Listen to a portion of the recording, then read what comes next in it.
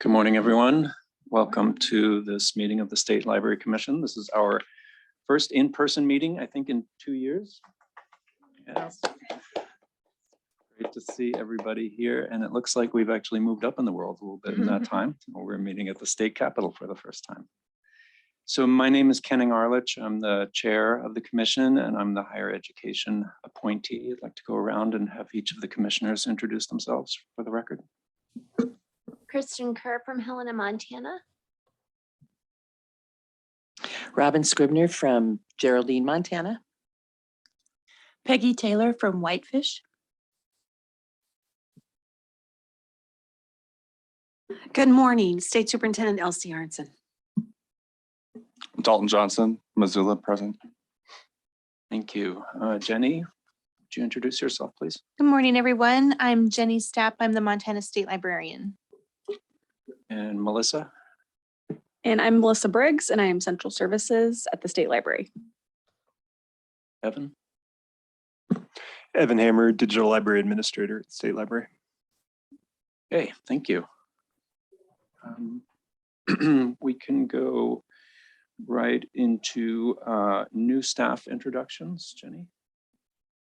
Thank you. And I just also wanted to let you know that I have one change to the agenda this morning. The item where the commission considers new libraries to join the Montana Shared Catalog. We're going to withdraw that agenda item and bring that to you in June. We're still reviewing the applications that we've received and want to give staff more time to do that review. So that will be on your agenda in June. And now it is my pleasure to introduce the commission to some new state library employees who are joining us via Zoom. Before we start with introductions, I wanted to let you know two things. We are with these hires fully staffed. We have no vacancies at this point. And I know staff are thinking, oh God, there we go. She just jinxed us. But we are fully staffed at this point.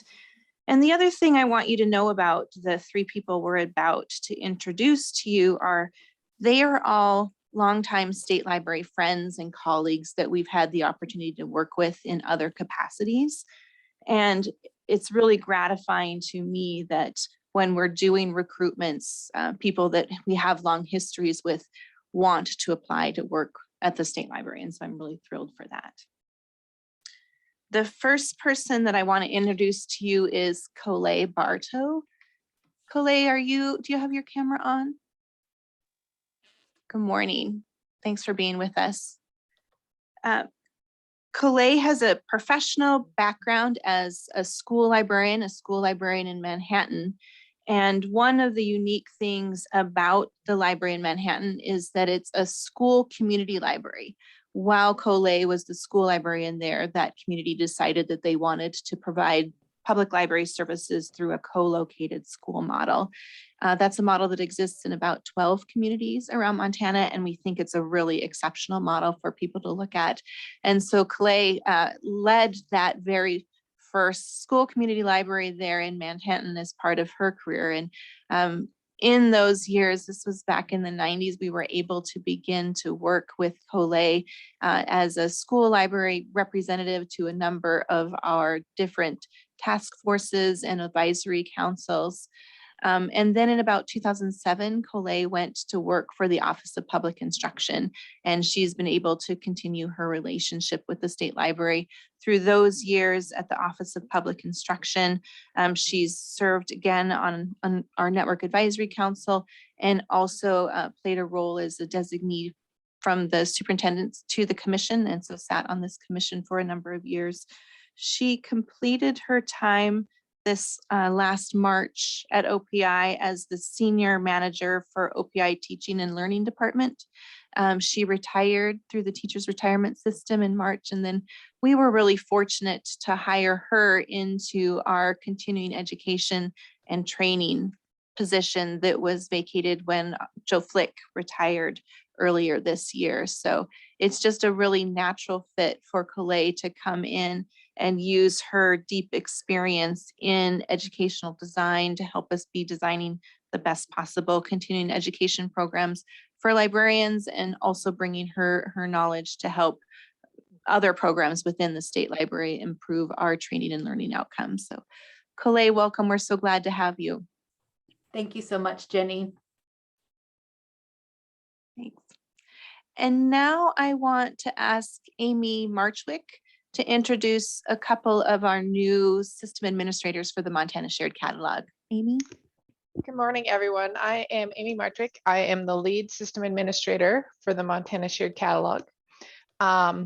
We have two new system administrators. I'm very glad to welcome Melanie Carroll and Laura Treader. Melanie comes to us from the North Valley Public Library in Stevensville, where she worked as the library manager. Before that, she was at the Wichita Public Library. She's got great experience in technology and customer service, so we're really looking forward to getting her up and running, helping us with the MSC members. She's been here at the State Library for a couple of weeks, so she's just in the middle of learning all about the system side of the shared catalog. So Melanie, do you want to say hi to everyone? Hi, thank you. Thanks. And then Laura Treader is our other Montana Shared Catalog System Administrator. She was previously at the Montana Historical Society here in Helena, where she was the library manager. And before that, she worked at the State Law Library of Montana. So she has worked at MSC libraries for a number of years. So she's got that great experience and she's got great in-depth cataloging knowledge, and we're really excited to have her on board. She just started this week, so she's just getting settled in still. But if you're an MSC member library, you'll be seeing them in the ticket system very soon. Laura. Hi, just thank you for the welcome, and I'm excited to be here.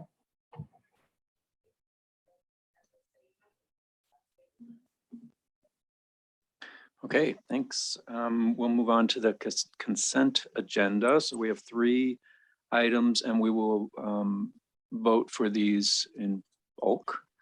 The first item has 2 sections. Staff are recommending that we accept the current laptop training lab without revisions. Staff are also recommending that we rescind the tablet training lab, which will lead to a decommissioning of that lab.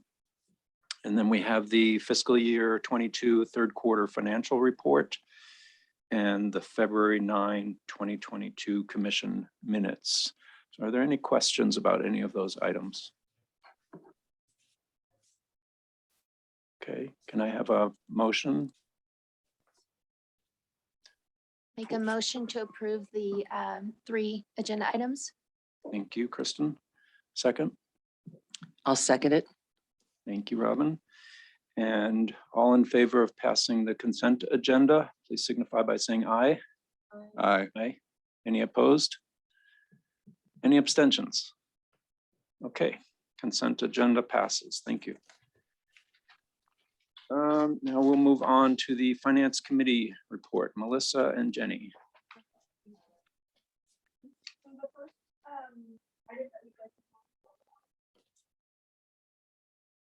The first item that we'd like to talk with you all about is a request that we're bringing to spend some funding out of our state library trust. We are very excited to tell you all that we have been planning a staff retreat.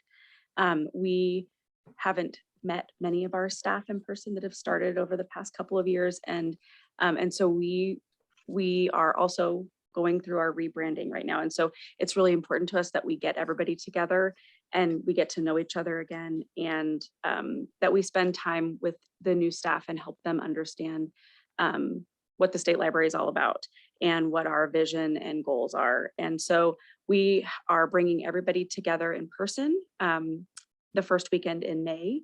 You all are invited to. We can talk about that as well. So we'd love for you to meet all of our staff. But the goal of this time together is to get reacquainted with staff and also to reveal our new logo. So we're going to have a fun time. There are lots of things that we're going to do, lots of work things, but we'd also like to have a little bit of fun as well, which is where this request comes in. There are some events that we'd like to plan that fall outside of allowable expenses for state dollars. And so we are requesting up to $2,000 so that we can take the staff to an underground tour in Butte. And also we are working on lining up some interesting speakers to give us the history of Butte. And we'd also like to take a quick field trip and lunch excursion to the World Museum of Mining. And so we would like to bring that request to you all. And we're excited to be back in person again.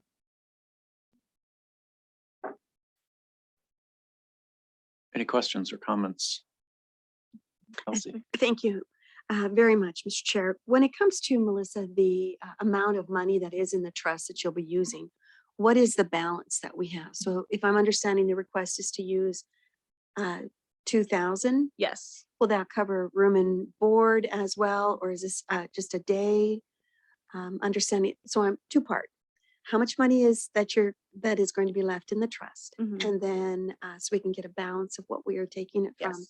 And then a little bit more on the 2,000 of what it's going to be expended for. Sure. Sounds like fun. Yes, yes, it will be. So all of the travel costs are allowable through state policy. So Mhm. we'll cover those with MSL dollars. Okay. The items that we'd like to have covered through the trust are the underground tours. So these will be sort of extracurricular activities. The underground tour of Butte, potentially speakers to talk about the history of Butte, and then also admission to the museum, the mining museum in Butte. So that's a separate pot of money, the $2,000 that's coming from the trust. I don't have the exact balance, but I think it's 1.2 million right now is the balance. And so there's sufficient dollars. Those dollars are held at the Board of Investments, and so they do accrue interest on a monthly basis. Thank you. Follow up, please, if I could. So the budget then so the 2,000 is coming out of the trust, and then the other allowable costs are coming out of which part? Are they coming out of personal services? Where are they coming from? Well, so we're working on year-end projections right now, and we'll have a Okay. little bit of funding that is not noted for anything in particular, Mhm. just because of vacancy savings or other kinds of savings that we've incurred throughout the year, less Mhm. travel, those kinds of things. And so those will come out of operating dollars. Operating dollars. Yeah. Okay. Thank you. And you have a chart in your financial report that says that the trust balance is about 1.7 million. Oh, is it 1.7? Yeah. Well, what's 500,000 here or there? Yeah. Okay, Thank you, Kenny. thanks. Any further questions from the commission? Melissa, I have a quick question. If you do not use the $2,000 and let's say you use less than that, will that be refunded or? Definitely. So any expenditure that we request out of the trust is tracked in an individual project. And so we are, very, very careful to make sure that we spend those dollars in accordance with the rules of the trust and also getting the approval of the commission.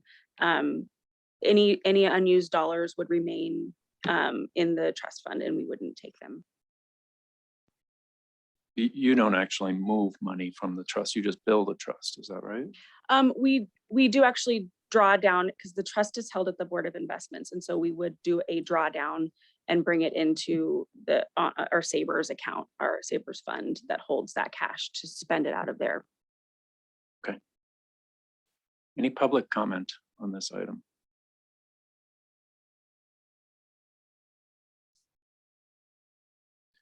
Okay, hearing none, this is an action item, so I'll ask for a motion. I'll make a motion to approve the $2,000 to use for the retreat. Thank you, Kristen. A I'll second it. Thank you, Peggy. All in favor? Aye. Aye. Any opposed? Any abstentions? Okay, the motion passes. Thank you. Now we'll move on to another action item, the sensory garden donation. Are you talking about this, Jenny? I'll talk about this. Thanks, Kenny. And I appreciate asking the question about the balance of the trust because that's a point I neglected to add in the memo for this request. So I'm glad to know that we have that balance information. This request draws back on an action item that the commission had taken back this fall when we agreed that we wanted to support the Montana Heritage Center through a sensory garden, sensory trail creation in the landscaping around the Heritage Center. You'll recall that we had Molly Krukenberg from the Historical Society and the landscape architects that they're working with to talk about the kinds of sensory options that can be built into that trust garden. And just to reiterate, we love the opportunity to be able to partner with the Historical Society, but we also see this work as creating a model for how we can provide library services to sort of non-traditional library users in ways that are more than about books. If we say that our work is about more than just books, I think this is a great model and an example for what that can be.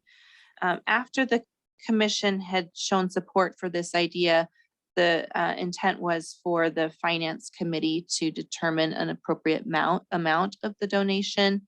And we had done some research as part of this process to determine if there was different alternatives for investing our monies other than the Board of Investments, because they don't necessarily have a great return. So that was part of the discussion before bringing a financial recommendation to the commission. We didn't get a lot of good answers in our research. And so that's something that we can continue to work on. But at this point in time, we don't have any other options other than continuing to remain invested with the Board of Investments. So after deliberation and discussions with the Heritage Center and the landscape architects, we want to bring a proposal of up to $250,000 from the trust to support the Heritage Center and to create an opportunity for our non-traditional library users to have a place in that center. I'm happy to answer any questions.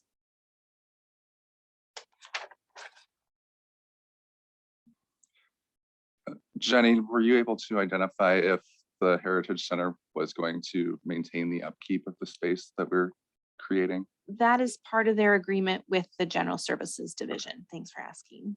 Thank you.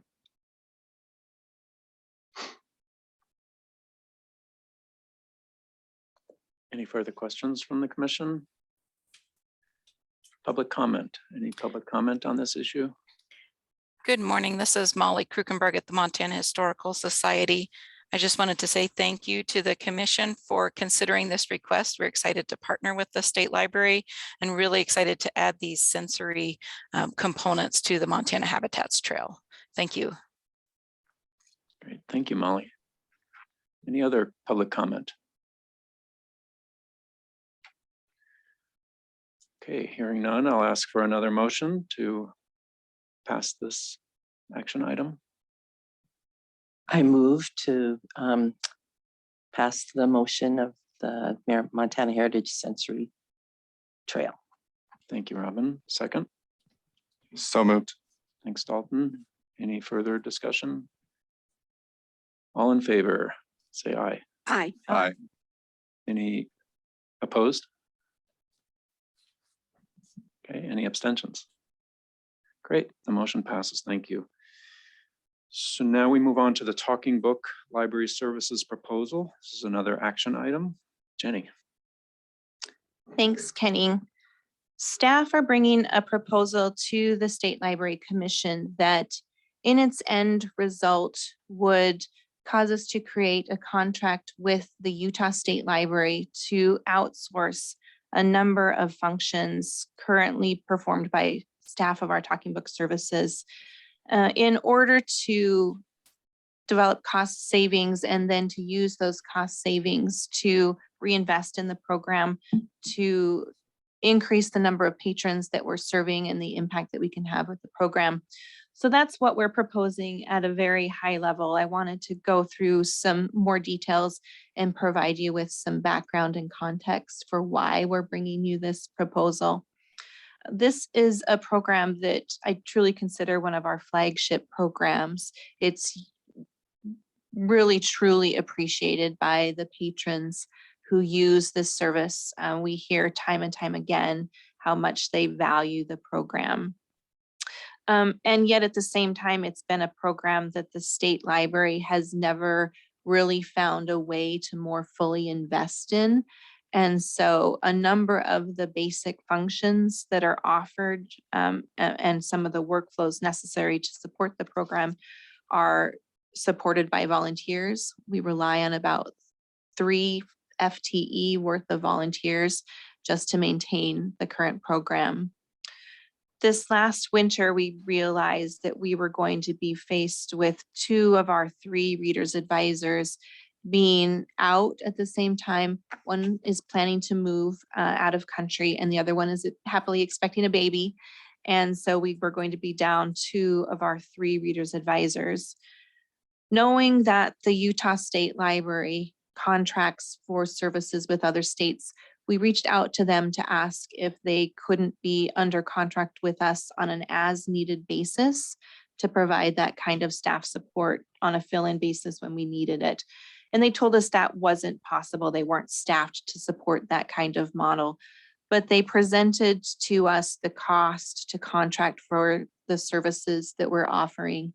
And quite frankly, they were just too significant to be ignored. We estimate that we're going to save about $202,000 every year in the cost of personnel to support these different kinds of programs that we're talking about. That's a significant percentage of the budget for that overall program.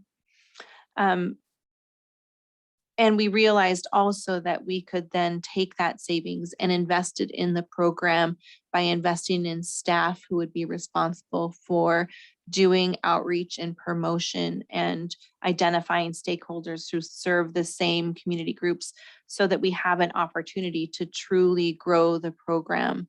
As I note in the memo about this proposal, we're serving about 2,000 Montanans. But we know that conservatively, the population we could be serving is over 20,000 people.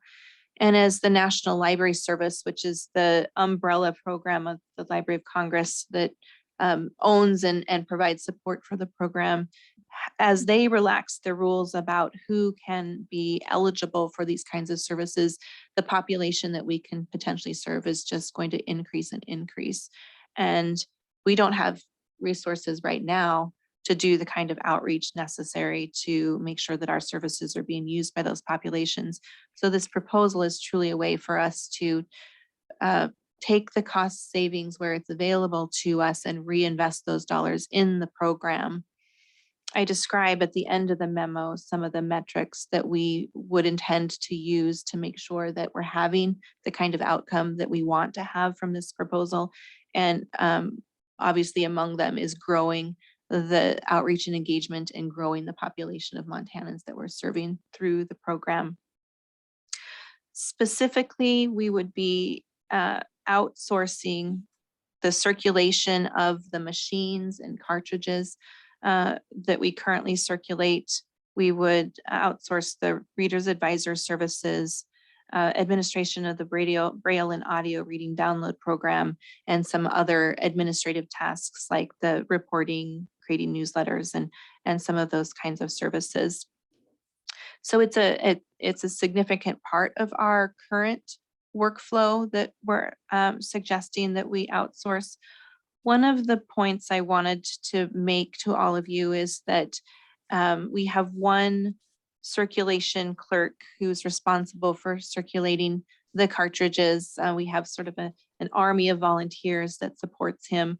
But we knew during the pandemic that that was a single point of failure for us to deliver that service to Montanans, because if that individual had become sick, we obviously would have had to quarantine and not offer that service for several weeks as he was coming back to health. Thankfully, that did not happen, but we recognized throughout the pandemic that that was a single point of failure for us. So this program gives us more resiliency overall to offer the kinds of services that we want to offer. There are other benefits to our patrons just in terms of the size of the collection held by the Utah State Library and the number of copies that the Utah State Library already has available, so that patrons have broader collections that they can have access to. Utah makes use of a service called Duplication on Demand, which allows Talking Book staff to send multiple titles on a single cartridge so that a patron can receive one cartridge at home and have up to 5 or 6 titles to listen to before having to return that cartridge.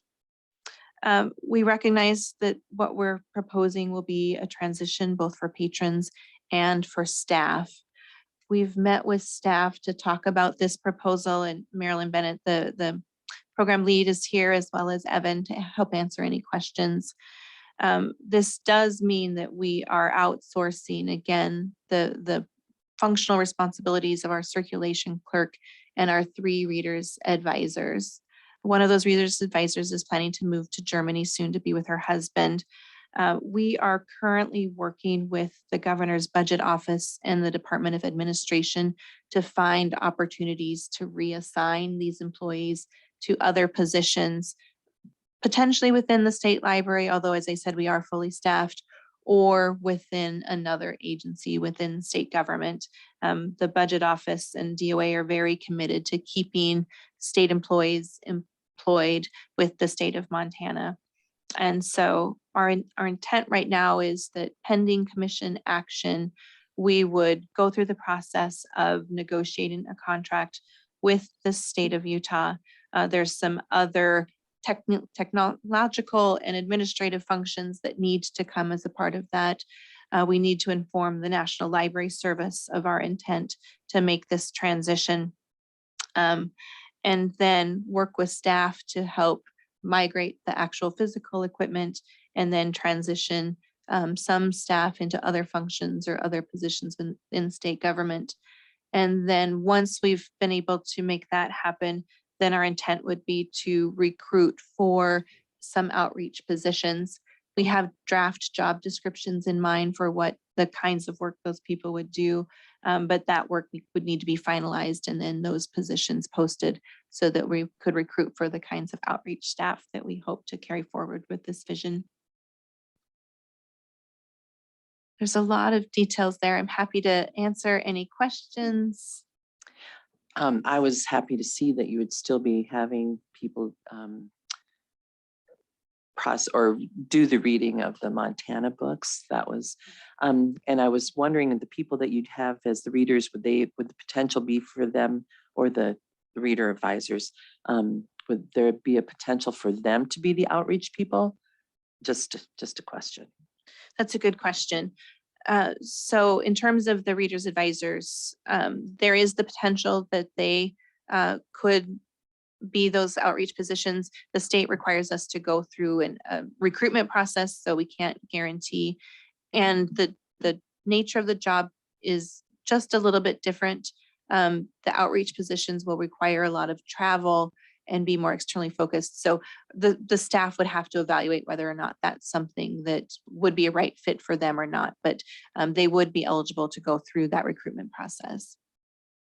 Another thing, I saw that there, like you would visit like the optometrist offices and like the potential of possibly MSDB. I mean, that's a huge. The Montana School for the Deaf and Blind. Yes. Thank you. That took me just a moment.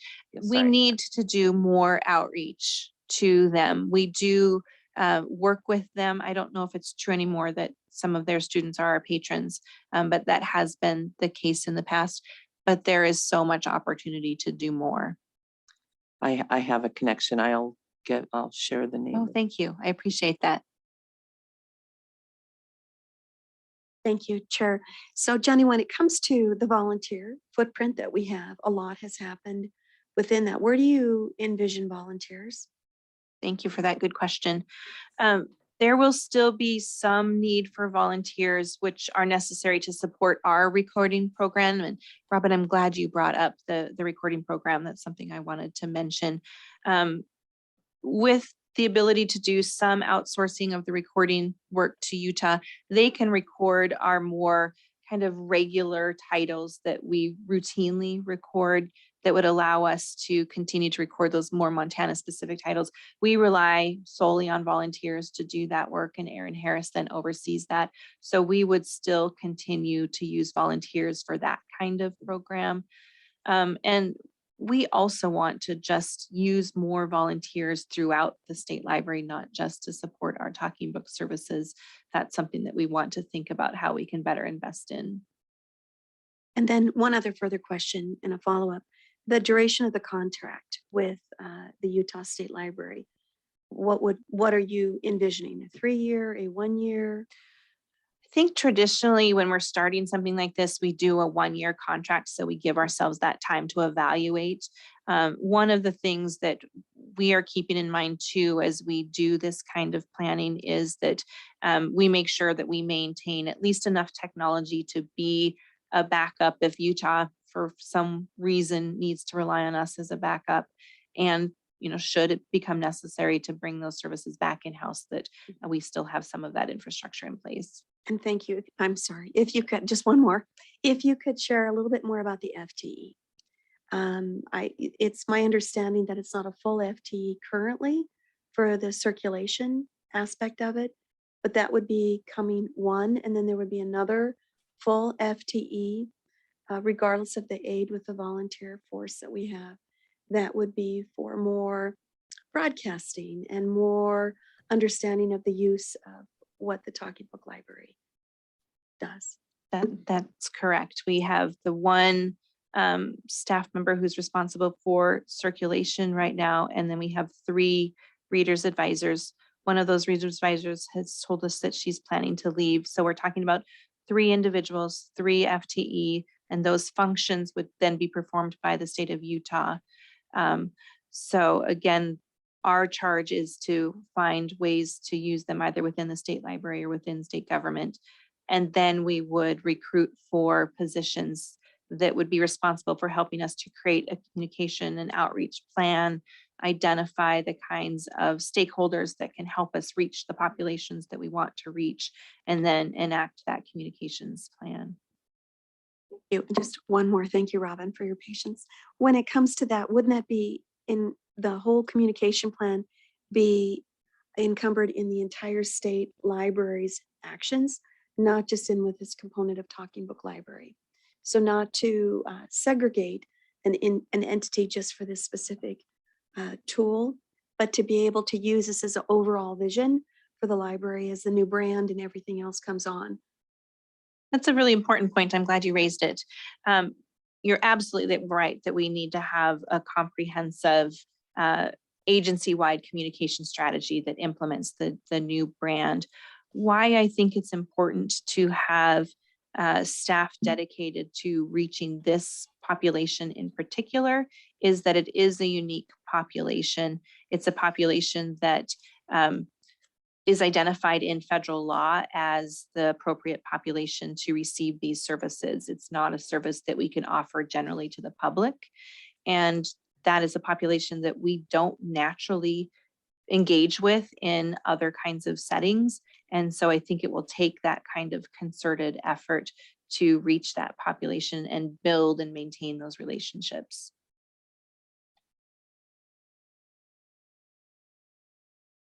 Okay, my question was about the surplus material and I found it on June 1st, 2020, that no later than this date will MSL will surplus players, cartridges, and other equipment items will be returned. So will your excess equipment, so you'll be keeping some of it, but the excess equipment will be sent to the National Library or the Utah Salt Lake. Okay. Yep, exactly. The equipment is actually belongs to the National Library Service. Okay. And so we will use their guidance on whether or not to I send see. it back to them or to Okay. the Utah State Library. Jenny, I have a question for you and maybe Melissa with the budget. My first question regarding the budget was you had mentioned that this would be a savings of approximately $200,000 a year, which we would reinvest. And I'm looking at the chart there, and can you just help me understand where that savings and then where it will be Yep, I can take that. So currently, the budget per year is about $400,000. And if we were to contract only for this service, it would be about $200,000. And so the proposed budget includes the reinvestment, which is $375,000. So it's almost even. The outreach and signing the contract, correct? And then Jenny, you alluded to the National Library Services that they have laxed their criteria for implementing the talking books. Can you speak to what potential opportunities we have then to reach out to Montanans to advertise this? I'll do my best. As I said, the rules from the National Library Service has been laxed. So people with different kinds of, I think the wording is non-organic. Is that true? So people who have different kinds of learning disabilities or other impacts that don't allow them to read traditional print materials. So we have a lot of research to do about who those individuals are. Obviously, we would want to work with schools to help identify students who meet that category. We need to help librarians understand who in their population may meet that category. I'm sure there are many other organizations in the state that serve those kinds of populations that we're just not even familiar with at this point in time because we haven't had the time and resources to invest. I don't know if Evan or Marilyn would have anything to add to that question. Yeah. I don't think I have anything to add there other than to say it brings up the point two ways. One is this is a new population, so it's different kind of outreach, as Jenny was saying. So that's a whole new thing for us to figure out. And then additionally, you know, we say that conservative number, 20,000 potential patrons right now. We really think it's 20 to 50,000. And there aren't good measures of what that other group is, but it could be 100,000, 200,000 more. And so it brings up the need to position ourselves to serve this population as efficiently as possible.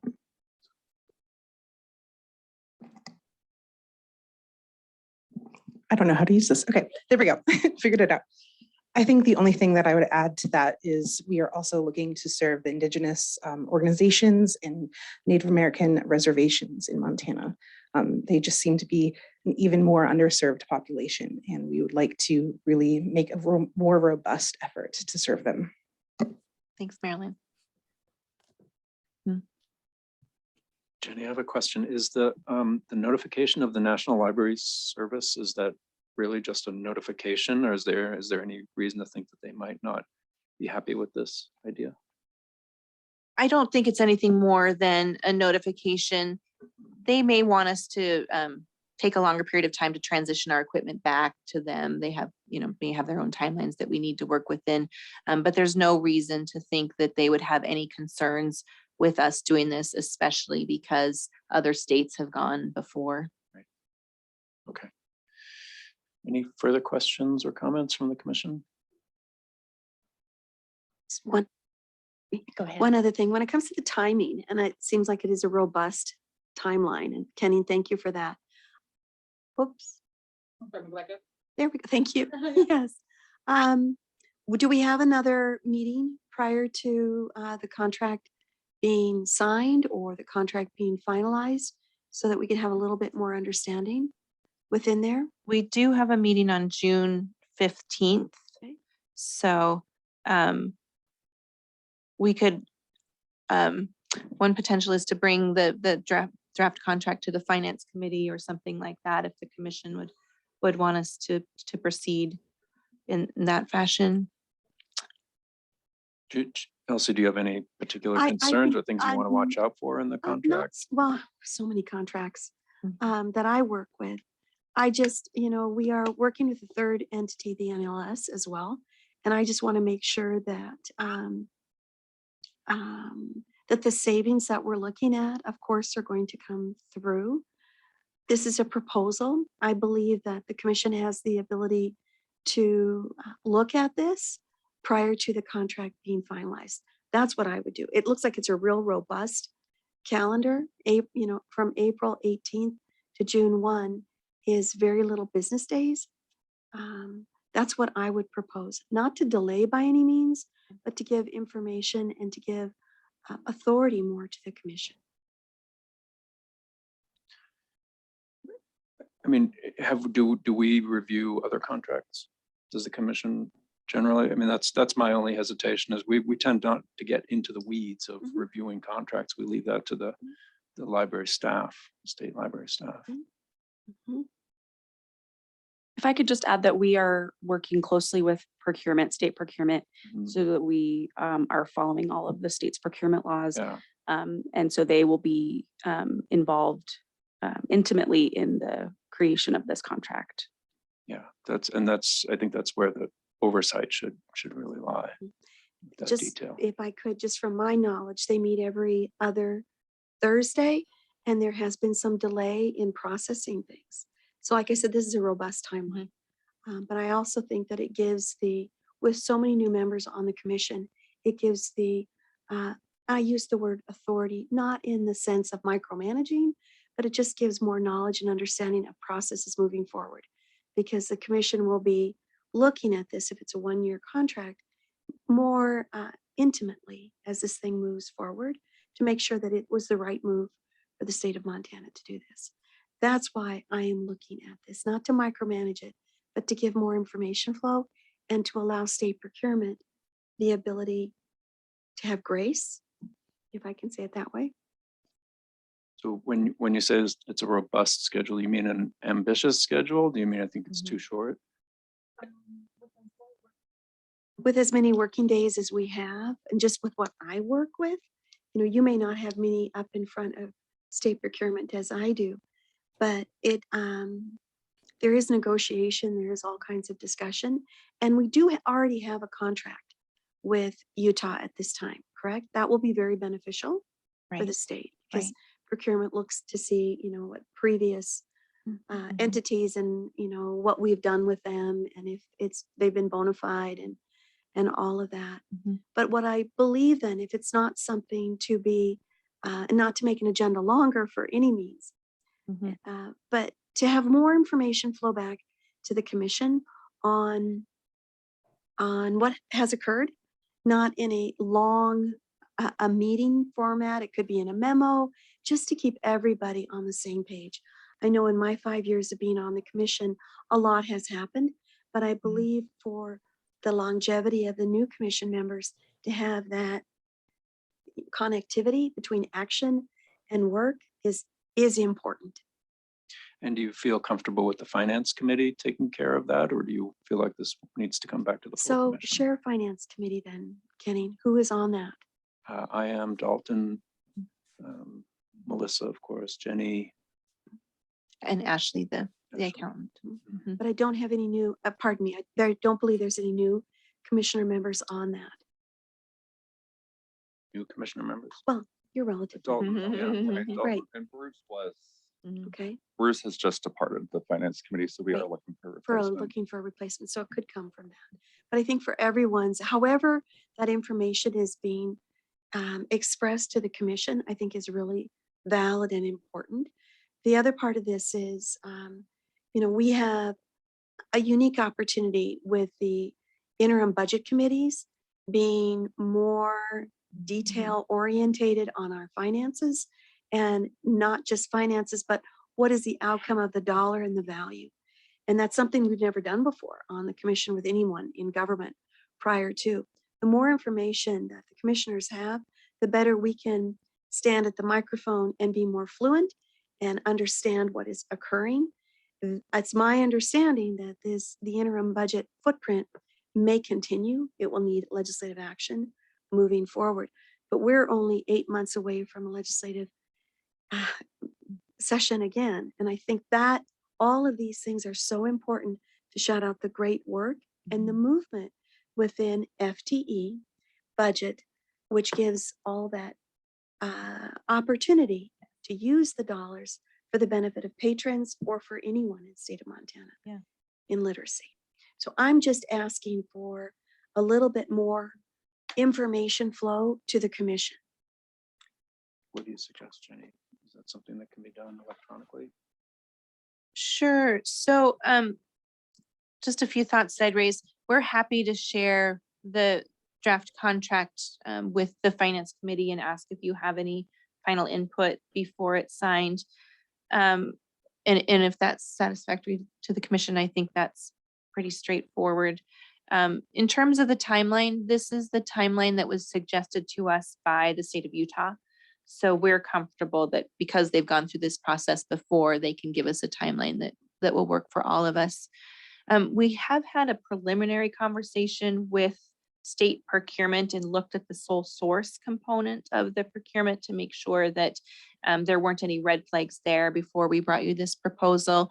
And procurement has said it's eligible for a sole source.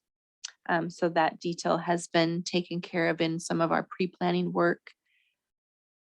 Was there anything else? Oh, I also just wanted to draw your attention again to the metrics that we've included in the memo and the reporting that we intend to do back to the commission to make sure that we think we're going to have the kind of success that we believe we can have with this proposal. Just a couple of comments. First of all, the talking book program, I think, is clear back to the days when my dad used them in the 80s. So to me, it's a wonderful program, and the chance to expand on that program as much as you are talking about. I think that we need to, especially in the days of COVID, we've got to get out there and do what we can to improve the life for the patrons.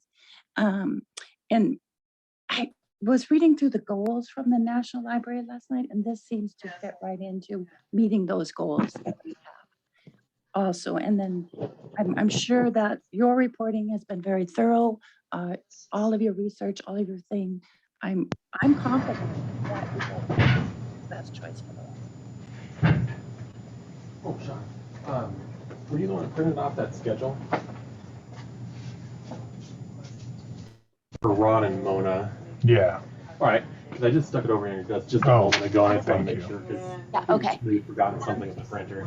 Peggy, Oh, good. Peggy, can I also piggyback off of that? And I felt like the proposed budget was given to us today with the proposed savings.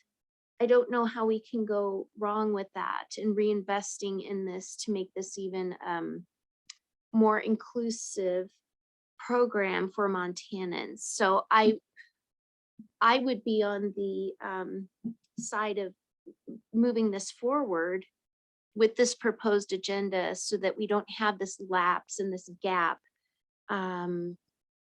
moving forward. If I could, Kenny, thank you. And just to clarify, it's not to delay by any means. I'm seeking more information in a timely manner. There's so many moving parts that are occurring right now. Budget is going to be looked at and scrutinized more so this next legislative session, just from all the intel that I've had most recently from the budget director on Monday. So I want to be very careful with everything that we do. And we are the emissaries. And Peggy, you're exactly spot on. You know, to make sure the growth of what we've done, but also the stability of what we want to do moving forward is incumbent upon us, as well as it is incumbent upon, you know, the employees of the state library, because we are the ones that will do what I want to say, the best communication out to the public.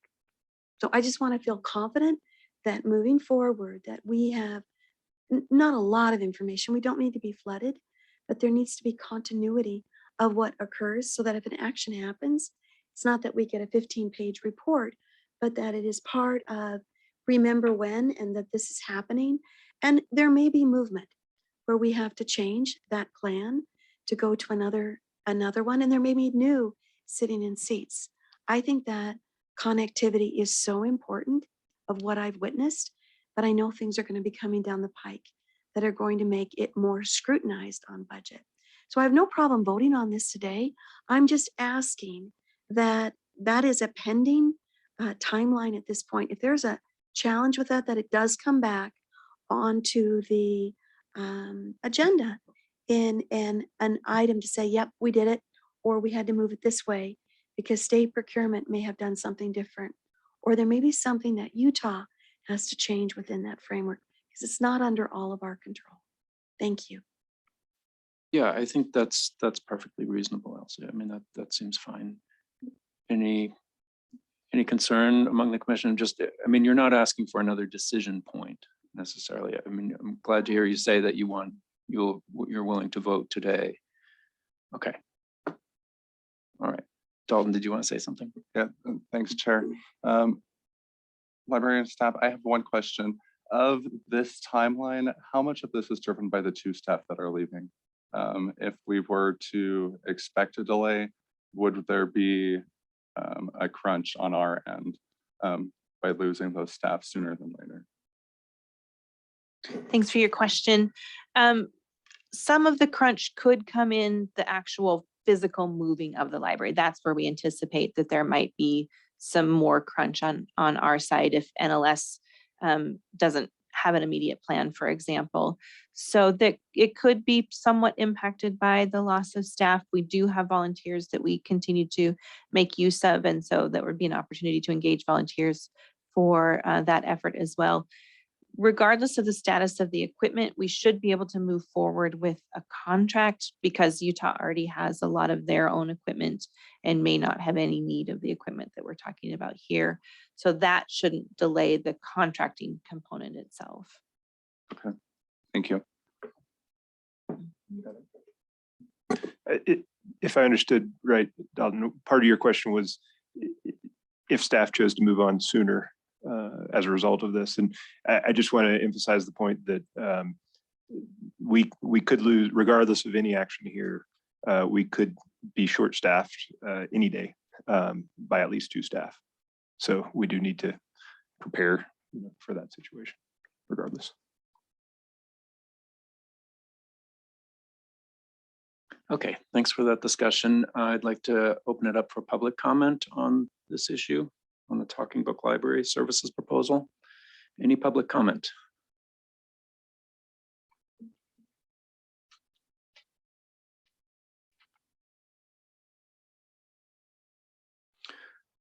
Okay, hearing none, we'll move to, I'll request a motion for this proposal.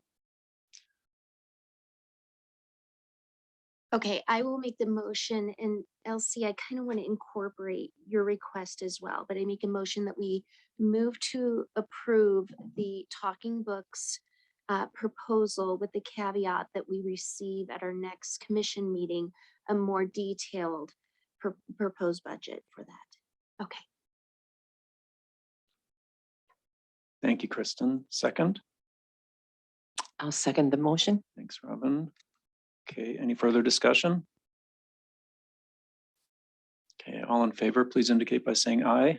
Aye. Aye. Aye. Any opposed? Any abstentions? Okay, thank you. Motion passes. Now we're moving on to the fiscal year 23 starting budget. And that's Melissa. Yes. So we have been busy planning for next year. It's surprisingly almost here already. And because it's not a legislative year, we can bring this to you much sooner than we typically do because we have the numbers. So what we have brought here today, the chart on the second page is all of the detail so that you can see how we intend to spend by each individual project at the state library. And those projects are listed down the left-hand column. And then across the top, you can see each of our work groups. And so you'll be able to identify if there's a specific thing that you're interested in knowing about what the budget is. You can just sort of identify which project it's in and then see the work group that it's associated with. So that's all the detail. But then what I'd like to just go over today are some of the things we'd like to highlight about the budget or things that have changed since the previous year in the budget. So firstly, I'd just like to mention that this does include the 55-cent statutory increase for all state employees that's happening in November. We have also included some state dollars to help fund the rollout of our new brand. So there'll be materials and events that we would like to set aside dollars for to help make that successful. State aid is also included in this proposal, and the amount has increased based on the most recent census data that we have received. We have also included the Montana Natural Heritage Program, which you'll remember a few years ago we did bring internally instead of contracting with the University of Montana. That program is largely funded by the NRES GIS pass-through funds that we get from other state agencies. This also includes the statutory appropriation that we received for 911 funding. It includes an FTE and contract funds for next generation 911. We have also identified a need to add a full-time lawyer to our staff. Jenny can go into the reasoning behind that. We spent a lot of time and decided that that was imperative for us. I'll also note that we have included, again, $250,000 for Montana Land Information Grants to local governments. That amount is unchanged and is brought to us by the MLEAC Council, which brings priorities for those dollars. We also have funding included for continuing to develop the cadastral application, which I know is a favorite. I'd also like to just highlight that we have included $225,000 for federation payments. That amount remained flat from last year. There is also funding to continue to be a part of the Trails program.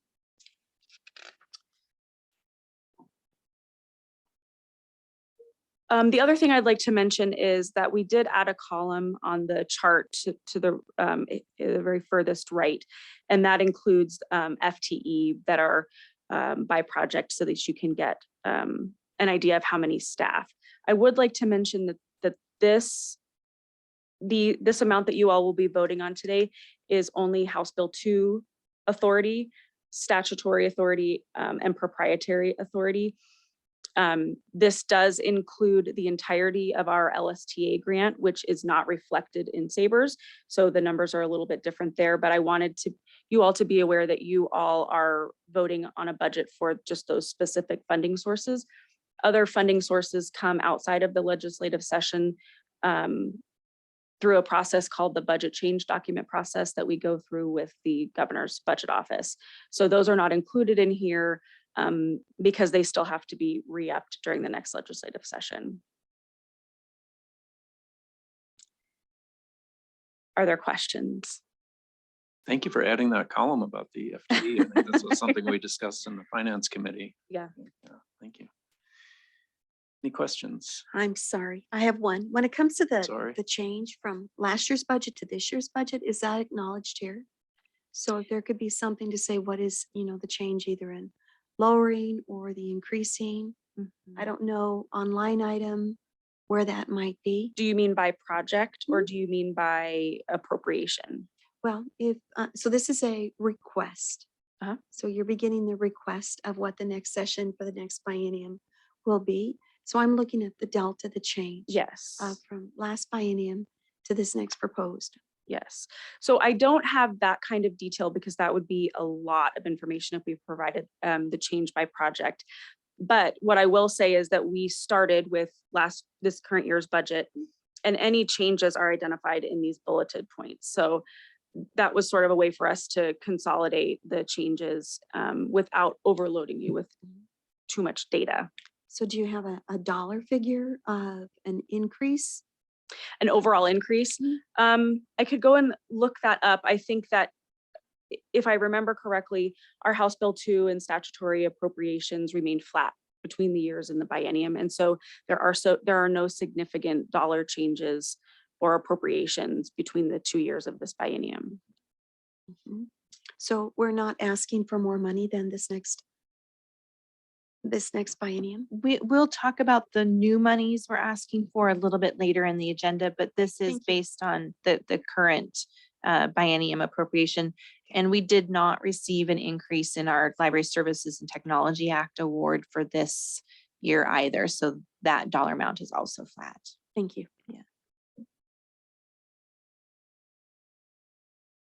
Any further questions or comment from the commission? How about public comment? Any public comment on the FY23 starting budget?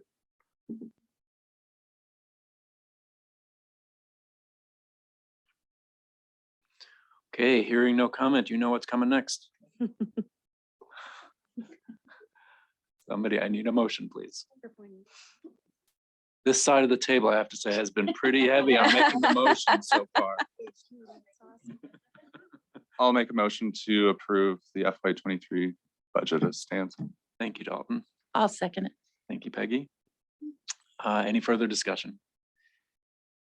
All those in favor, please indicate by saying aye. Aye. Aye. Any opposed? Any abstentions? Okay, thank you, Melissa.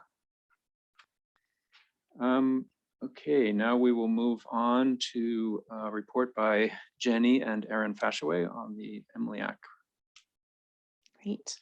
Thank you. And I'm happy to introduce to you Aaron Fashaway. And we're excited to bring you a couple of action items from our recent Land Information Advisory Council. We also had our first face-to-face council meeting here last week at the Montana Association of Geographic Information Professionals Conference in Missoula.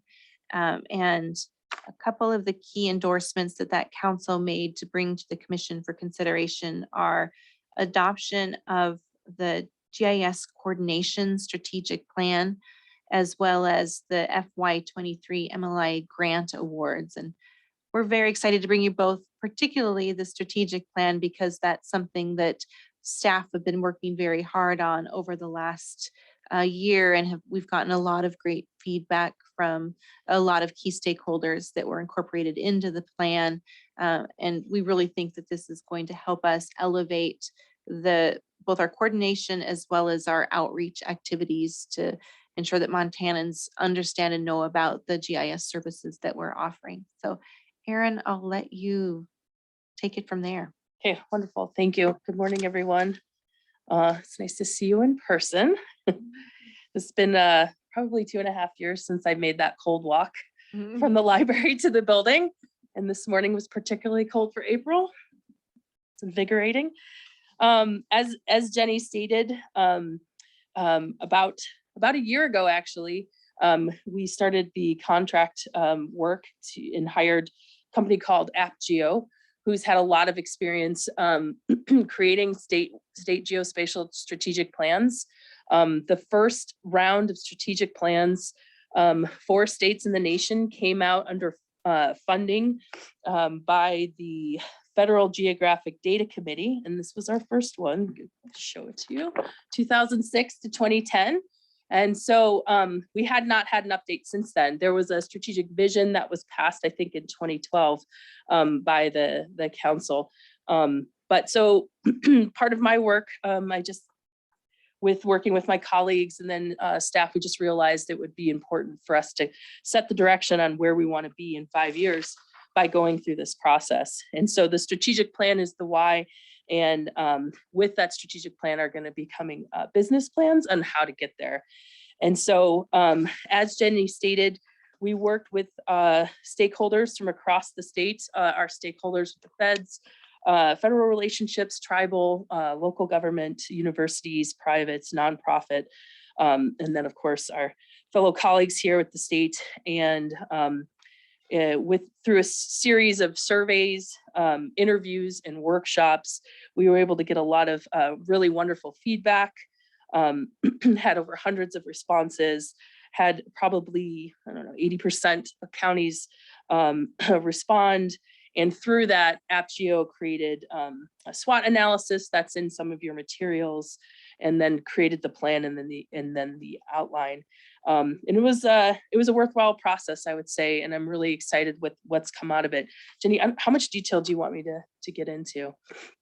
Why don't you pick the highlights of what you think are the Okay, key priorities. Wonderful. So I guess we'll go to page where the Genevieve, if you could find, I think this, please. I'm sorry, I have a different document in front of me. I want to go through the strategic goals. I think it's probably, Erin, can you just tell us which document we're looking at? yeah, right now you're actually looking at the strategic plan. What's the document called on the, MSL GIS Coordination Strategic Plan Final. And there are like a bunch of. Yep, strategic? that's correct. Yeah. Final. I think the link from your agenda is broken. Yeah, sorry about that, but it's in the meeting material. Yeah, page 21, please. Thank you. So through the work of AppGeo and our team consisted of 2 council members, Jenny, Evan, myself, and then Michael Fashway and Troy Blanford. Is there any way to? That's the correct one. Yeah, Okay. can you blow that up a little? Thank you. I know it's hard for me to see back here. Okay. And so we had 5 goals that were identified. And this, and so you can see it starts with goal 2. So then we went through those 5 goals and then prioritized those goals. So the first goal is improve communication with our geospatial stakeholders. And really excited about that. We've already started the business planning for that piece of it. Goal 3 is to develop policies and best practices for geospatial data. Goal 5 is to create and strengthen partnerships, is to find, I think a lot of partnerships over the past few years might not have been strengthened because of the lack of interaction, although we did our best, and we've always been one to use Zoom because we just can't get to everybody in the state, and then our participation on national groups. And so that's the 3rd goal that we plan on addressing. Oops. And then goal 4 is to continue to improve the collection, maintenance, and dissemination of authoritative land information. And then finally, improve coordination within the library. So expand the use of GIS throughout all library programs within the state library. And so those are our goals that we will be tackling over the next 5 years. And then if you would just move on to the next slide, and it's not, it's better to see in a document up close. It's going to be kind of hard to read, but this basically gives the outline over the next 4 to 5 years in quarters, and which goals we'd be working on depending on which quarter. So it gives us that kind of a timeline and plan of attack once we get started with this. And I know that staff is very interested in starting to work on this as soon as possible. We are also going to review the land information plan and align the next land information plan with the new strategic plan, which we will bring to you at the December meeting.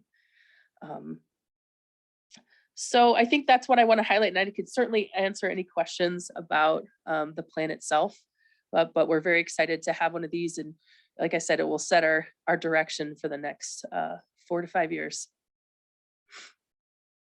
Great, thank you, Erin. Jenny, anything you want to add to that? Any questions from the commission?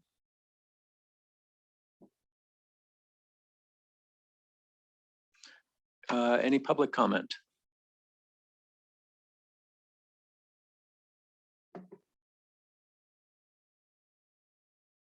Okay, this is also an action item, so I will ask for another motion, please, to accept this report. I make a motion to accept the state GIS coordination strategic plan. Thank you, Kristen. Second. So moved. Thank you, Dalton. Further discussion? All in favor of accepting this report and plan, please indicate by saying aye. Aye. Aye.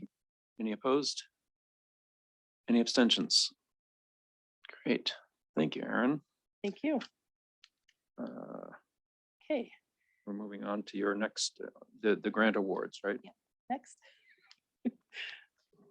Erin, I'll let you go ahead and introduce the grant award. Wonderful, thank you. Okay. Okay, so the in line with statute and rule, we conducted the application process for the FY 2023 MLIA grant program. And just a high level overview, a subcommittee of the Montana Land Information Advisory Council met and reviewed all of those grants and ranked them in according to the document that I'll have Genevieve pull up next. And then presented that to the Greater Council last week at their meeting, and it was approved. And so what we're asking is there was a total of 8 applications, and the total fund requested was over $283,000, which exceeds the amount of available funding at $250,000. And the council recommended to basically fund all grants, but not to exceed the 250. And under the, and so Genevieve, if you could please pull up that document. Again, I apologize, it's going to be hard to read as well. This is the grant prioritization. Yeah, this is the 8 applicants that submitted requests for funds. And these, as a reminder, the applications are for projects that align with the Montana Land Information Plan priorities. And those projects or priorities, projects, and highlight those priorities are in that 3rd column called project names. So it could be local government capacity building, such as Missoula County and some of the great work that they're doing. It could be improvement to 911 information, such as Beaverhead County is going to be working on, or it could be another example would be Macomb County's project to improve PLSS data collection. And so on the second to last column, you'll see recommendations and stipulations. So we presented this a little differently this year in that what we're going to do is we're going to go through the recommendations and stipulations. And there are just some overlaps with some of the tools that the library is going to be publishing, or some data workflows or data sets that already existed that were going to be duplicated under these projects. And so what we're going to do is go through and basically remove items and draw down that cost, and so that the balance and the total the total granted out would be the $250,000. So for example, if you look at number 3, Beaverhead County, they've asked for over $50,000 in MLIA grant funds, but some of that, some of their requests for funding is for a tool that would be contracted out. And we've recently invested in a statewide tool for all local government to utilize. And so that would be a duplication. So we'll take and we'll remove that task. It will lower the budget, and we will do that for for those grants where the stipulations we found will basically lower that amount to the $250,000. The lowest 2 priorities, probably not going to be able to fully fund them, but we wanted to afford them some sort of funding to help improve their GIS programs, whether that's training or software or a piece of the project that they're working on. And then we also see this as an opportunity for us to go out and meet with some of these folks to help fine tune some of their project requests for future grants.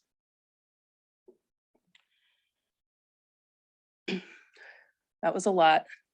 So please fire away. If you have any questions. Thank you, Erin. Any questions for Erin about these recommendations? Any public comment?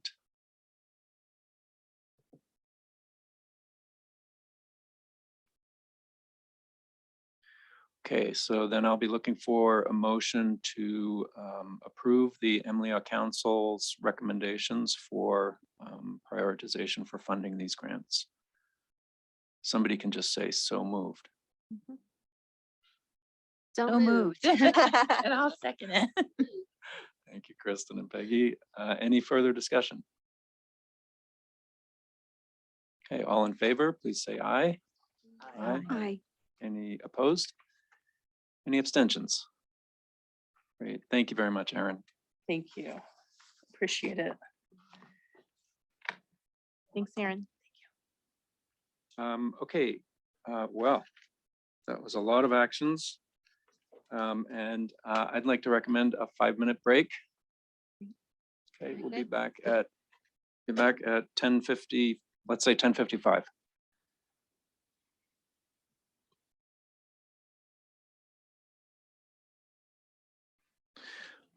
Okay, let's resume our march through the agenda.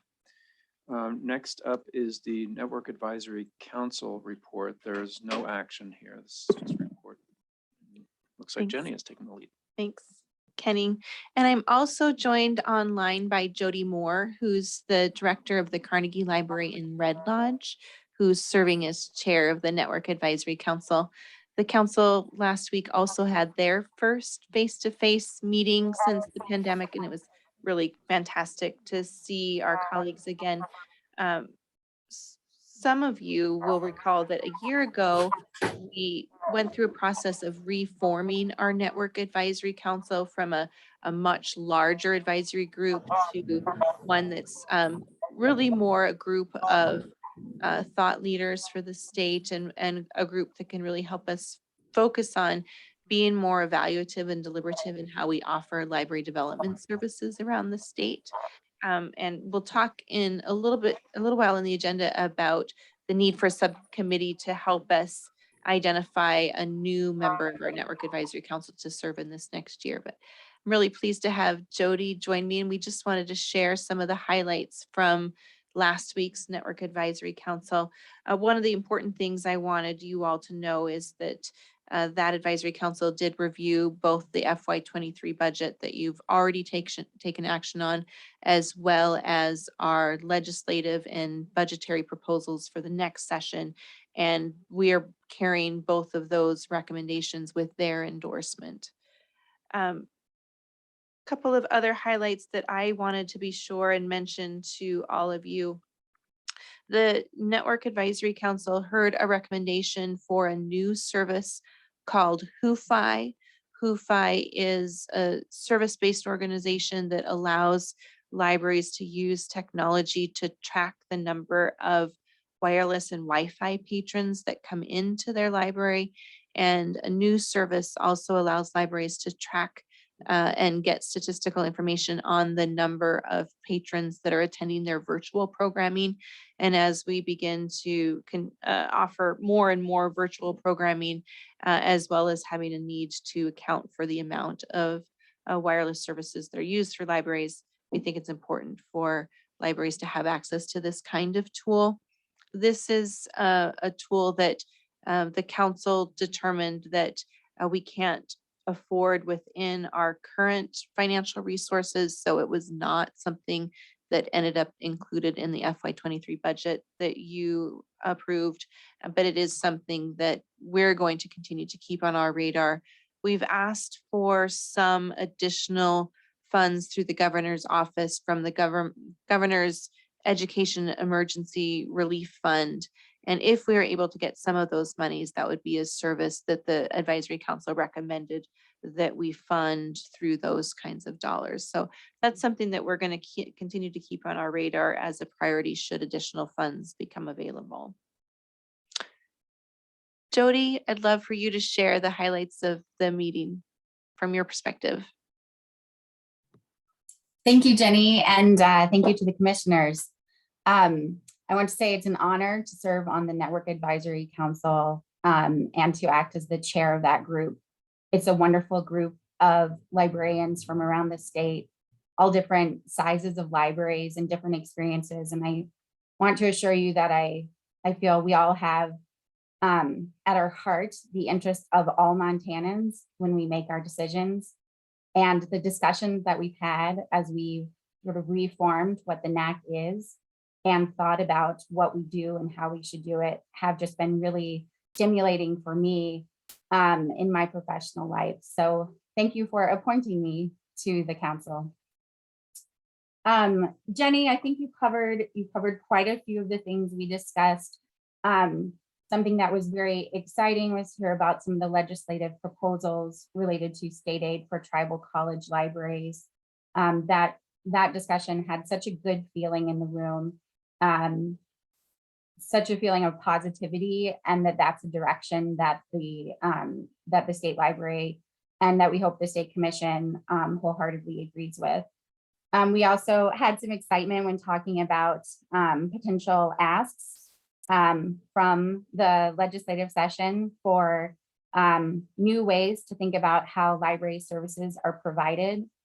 I especially appreciate some of the work done by the state data coordinator, Rebecca Camps, in showing us how our state support to public libraries compares to other states around the country and even just our neighboring states, and how we really should try to do better. And that by doing better, we would benefit not just our local governments that support city and county libraries, but also by all of the residents of Montana and even the visitors to Montana. So I think we are sort of just beginning to put together concepts of what the next Library Services and Technology Act ask would be, what that plan would look like. And I think it will come as no surprise to you that the realities of COVID certainly impacted some of those thoughts, and housing showed up as a big issue, how that affects our ability to employ staff within libraries, and also how it affects our community. And we did recognize that we probably can't solve that problem for the state of Montana. But it was a robust discussion, and I hope proved useful to the state library staff in attendance. We will meet again in May, and so I'm sure we will discuss some of the discussions that you've had here today. And then we are planning a longer meeting and retreat in July. And Jenny, is there anything in particular that you would like me to cover that I didn't mention?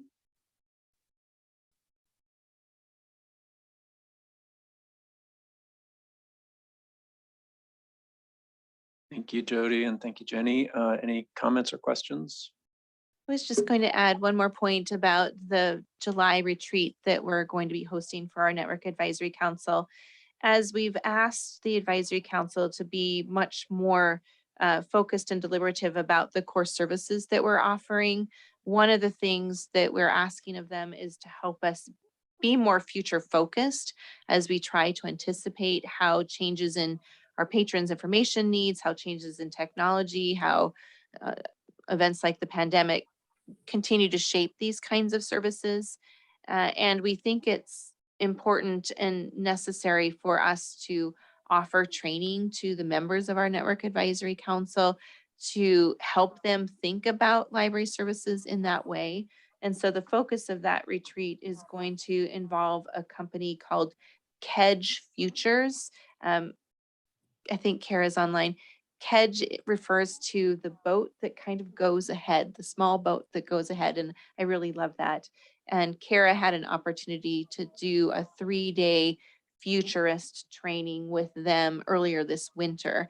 And so we're really excited to be able to bring out Kedge Futures to do a 1-day intensive workshop with the people that are advising us on how we should continue to support the future of library services. Okay, thank you. Let's move on now to our next action item. These are the statewide public library standard waivers. And I should say we have, Jenny has withdrawn the one other action item, the Montana Shared Catalog applicant libraries. So has withdrawn it from this agenda. That's why we skipped over it. So statewide public library standard waivers. Okay. So a reminder to the commission that you adopted new public library standards last August, which take effect on July 1. So in May, we will open up the reporting process that libraries go through to certify that they meet the public library standards. So this year, next month, they will be certifying that they meet the standards that are currently in place and have met them for this past year. A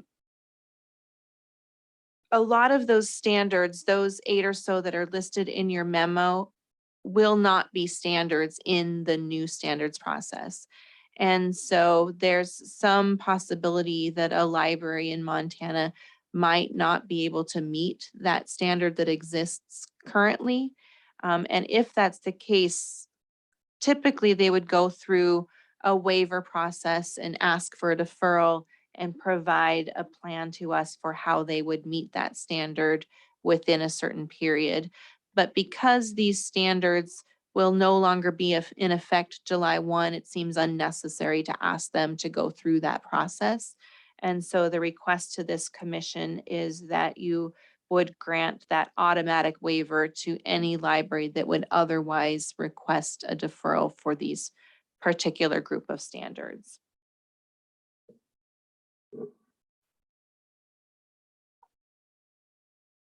Jenny, can you say which document we're looking at here on this? What's the document called? Oh, it's under statewide public library standards. Wait, we've got it. Okay. Any questions or comments for Jenny about this request? I just have one in regard to another agenda item that's at the end of our, or in the, just shortly before we close with Imagine If. How will this affect any of that discussion with a deferral? Good question. It shouldn't affect that discussion at all because the standard that requires the library degree for the director remains a standard in effect on July 1. We're only referring to those standards that will no longer be in effect as of July 1. Any public comment on this question?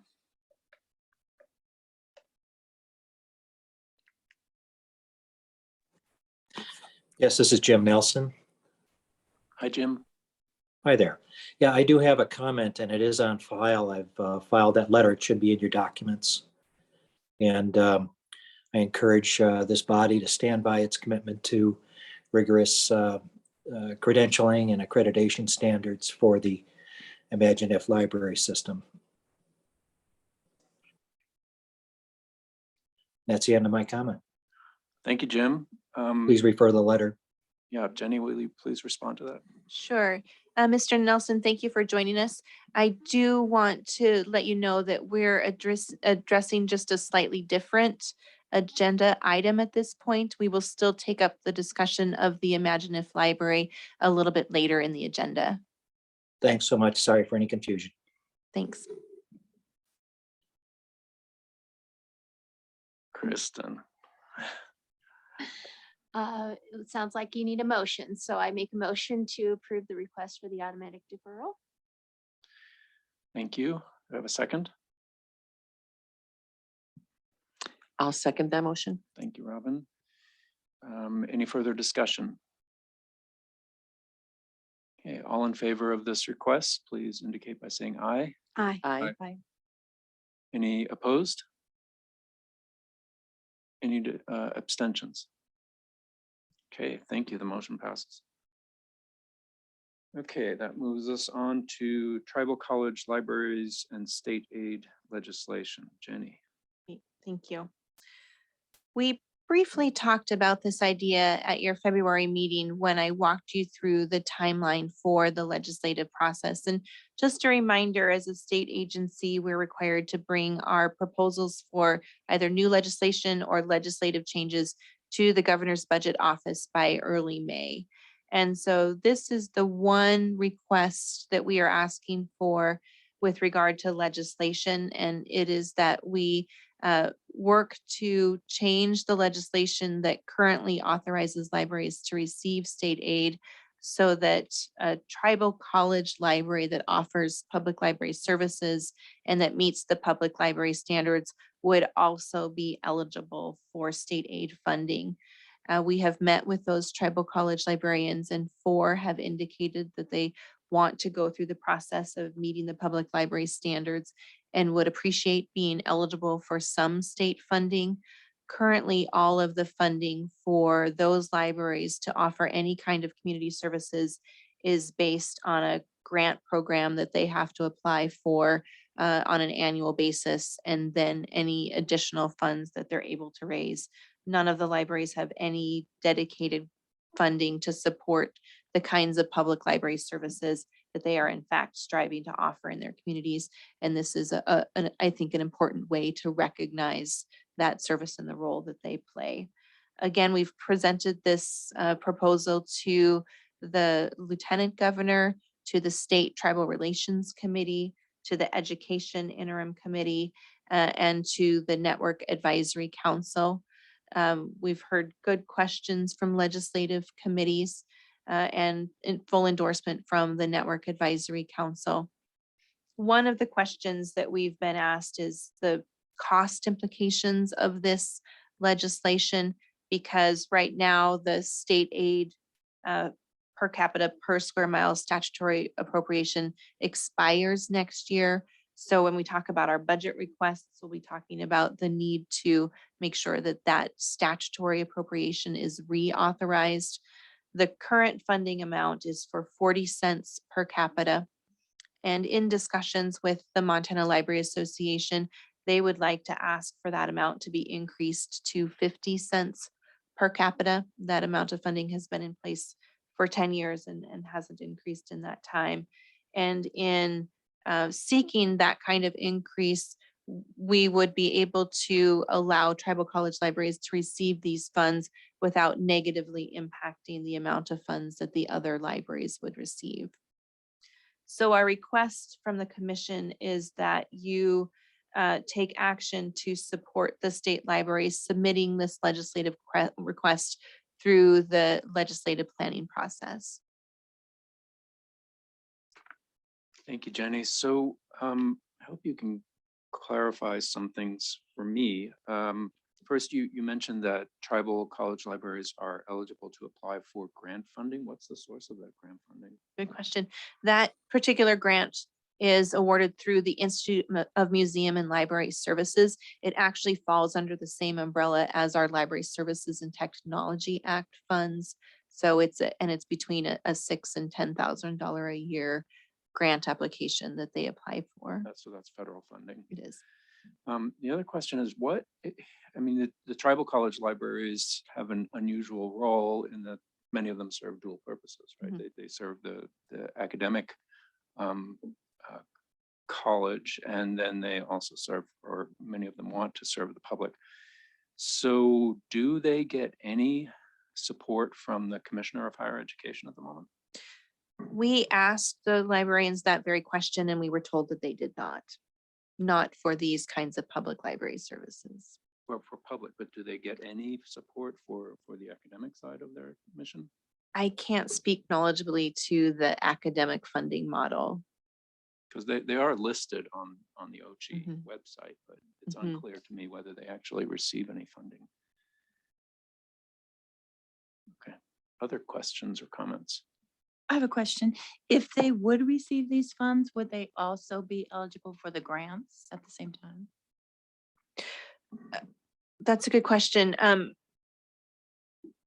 am not aware that they would not be eligible for those grants, and nobody raised that concern when we talked to them about this opportunity.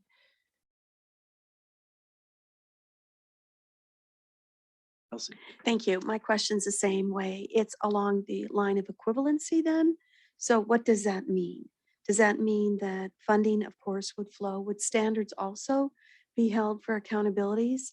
Would there be a time frame for those standards to be able to be achieved, or would funding flow with an opportunity for those standards to be remediated?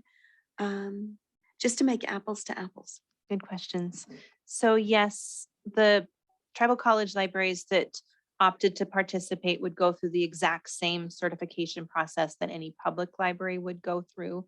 And when we rewrote the standards, we included a tribal college librarian in that process so that we could make sure that the standards were written in such a way that tribal colleges could be eligible. So they would go through the same certification process and they would have the same opportunity to request a deferral if they couldn't meet a certain standard as they were striving to meet the standards going forward. They would have the same requirements to meet those standards in order to be eligible for the state aid funding. Then the other part, this is contingent on a increase of 50 cent. Or I apologize, was I correct in that? And if that funding doesn't flow, then the pie stays the same, but the slices become smaller. And I don't know if that is a contingency plan, because I would not want to harm, I would want to increase, but if that increase doesn't happen, then there may be undue harm or unintended consequences that might happen with this reaction. And I certainly welcome the commission's feedback on this. And I think that's a conversation we would want to have with the Montana Library Association also. There will be separate legislation to reauthorize state aid.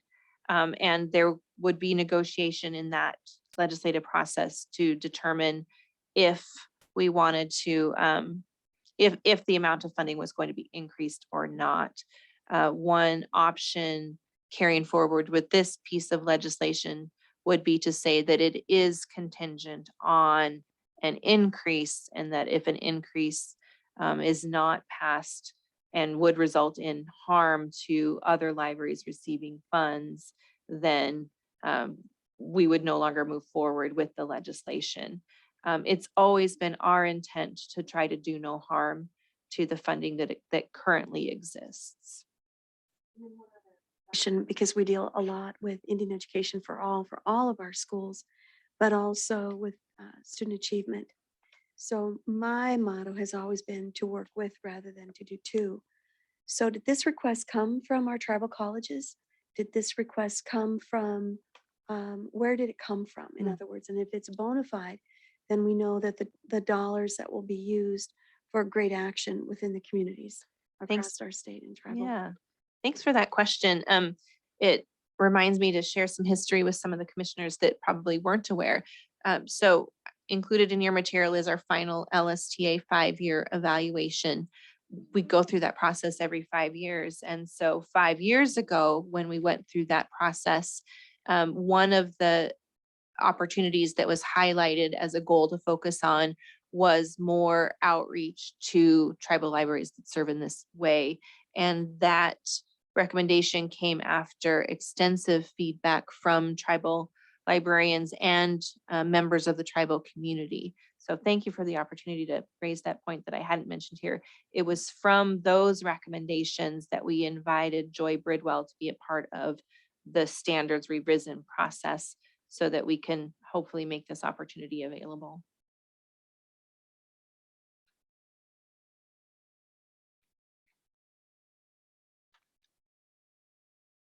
So are you feeling like we need some additional clarification on this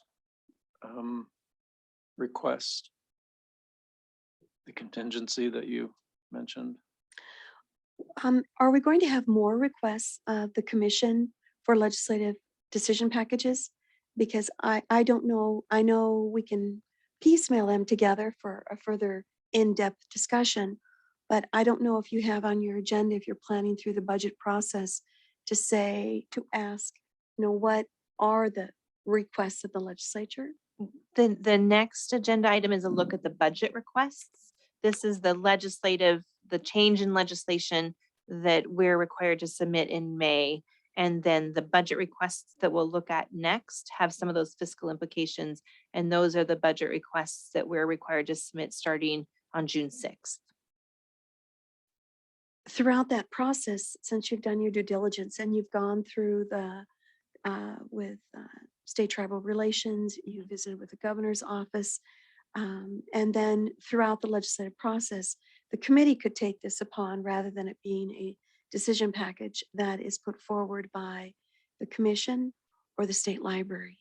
So I think I'm looking more than to see exactly what else besides this that you are asking for. Is this your only one at this time, or? This is the only legislative change that we anticipate.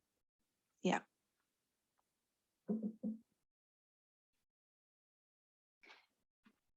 would we need to amend this request then to put in the contingency plan that if the budget is not approved for the 50-cent increase, that this then would go away? That's kind of what I'm wondering if we need to make an amendment, and do we do that before the next commission meeting? I think you can state that in your motion if that's your intent today, that you would direct us to move forward with this request with that contingency, if that's what the commission prefers. Just to say, if there's risk to this, I'm going to put my 12 years as a legislator hat on. Once a bill is proposed, whether it's by an agency, of course, carried by a legislator, it becomes the will of the committee or the legislature. So there is risk then of having that contingency plan all the way through the life of the bill. It may come off it. It may be more stringent. It could be in 1 year of the biennium that the funding flows, depending on where things are. So we can state it, and that can be our intent. But when it comes to what might actually happen, yes, that's just, it's up to the will of the legislature. But I'm sure, again, the commission can be, and help me with this one. I don't know if you've ever gone to political practices. I know as the part of the commission, Kenning as chair would have the ability to stand up. I know I've stood up on the fact that in my role with the commission in front of the legislature, but to be able to lobby for a change of action would be, to make it pure and transparent, you would have to operate under political practices to be able to do that. So, yeah. But I would like to make a motion, if it's appropriate, to go ahead and offer this up at this time for an opportunity with the contingency put into play, so no harm is done, just to move this forward. Okay. I think we need to open this up for public comment first. Okay. So I'll ask you to hold that for a moment, please. Thanks. Any public comment on this request?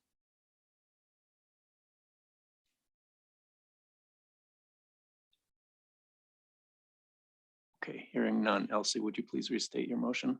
Sure. To move forward then for legislative action to put a decision package together to request that, how do I want to say, tribal college libraries also receive a funding that is, do we want to say equivalent? Okay, so that the funding flows equivalently to our state tribal college libraries, as well as with the accountability that is there with the contingency that no harm is done to the existing Montana libraries that are already funded. That was rather messily done. Second. Great, thank you. And thank you for bringing that legislative perspective to this. Any further discussion? Okay, all those in favor of the motion that Elsie proposed, please say aye. Aye. Aye. Opposed? Abstentions? Okay, the motion passes. Thank you, Elsie. Okay, now we're going on to the biennium agency, biennium agency budget priorities. That's Jenny. So again, we'll carry this legislative request forward through our EPP process. And then in June, we'll be asked to submit our budget priorities. So these would be requests for either changes in authority or new monies to carry out new programs. And I wanted to spend some time walking through some of these in more detail so we can be sure to answer your questions. I think the really important point to reiterate from the very beginning is that when we submit these budget requests in early June, that's the very beginning of a very long process. We have had a preliminary meeting with the Deputy Budget Director, Amy Sassano, and our budget analyst to just get some guidance and feedback that will help us shape some of these kinds of requests. Once they are submitted, The governor and his staff will be looking hard across all agencies' requests. There'll be a more formal process in September for us to finalize these requests. And then ultimately we'll know what is included in the governor's budget when he releases his budget in November. So this is by no means a guarantee. Your action here today just gives us the authority to move these ideas forward through that budget process. And several of these are what I would characterize as housekeeping legislative requests because they don't involve new monies necessarily. They're giving us authority to spend dollars that already exist. And in most cases, that's either federal or state revenue. The first request would align our spending authority with our actual Library Services and Technology Act grant award. When we looked at the FY23 budget earlier today, Melissa told you that it was based on the House Bill 2 budget. That's the authority that we have, plus the actual amount that's in our LSTA grant award, because right now those amounts don't align. And so every year our budget office has to go through the process of requesting that budgetary authority to spend our federal grant award that's in excess of what authority's been granted by the legislature.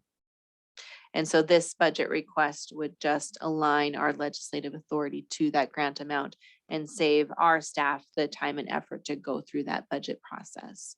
And it's more transparent when the actual amount of our grant award is what is appropriated in House Bill 2.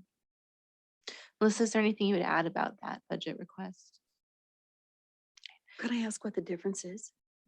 Is 700,000 or so? It's about 700,000. That number is a moving target because it changes every year and we don't know until later on in the year. But it's about $700,000 that we'll have to request in FY23 in federal authority. Yeah, again, that's federal authority. In the history, have they ever declined? So Not- in other words, this is an easy ask. Yeah, this is an easy ask. This is a long-standing federal grant that funds the majority of our appropriations, and not to my knowledge, has there ever been any no answers. The next request would align the amount of permanent employees in FTE that we have with the amount of FTE that are appropriated to us in House Bill 2. We make use of what are called modified FTE to employ a significant number of our staff, about 16 of our 50 or so staff. And some of these employees have been with us. The longest tenured employee has been with us since 1999, some of them for 10 or 15 years. They're primarily funded through our state and federal revenue again. And so these are positions where, as we've gotten grant awards or that annual grant award that we get from LSTA, we go through the process of getting spending authority. We don't actually have the FTE authority within House Bill 2 to identify those FTE as permanent FTE. And so again, Melissa and her staff have to go through the process every year of creating about 16 now FTE through that budget change process. This decision has zero implications for any of our staff. We consider them permanent staff doing permanent work of the agency. So this would just give us the authority to have those FTE in House Bill 2. So we save ourselves the time and effort to go through that kind of process. I would say that this kind of request is less of a guarantee because it is harder to get permanent FTE established in the House Bill 2 process, but it is more transparent and it's far more efficient if we could get these positions in House Bill 2. I would just add that the funding tied to these 16 FTE are ongoing. So there's no temporary funding that we would be requesting to pay these staff with.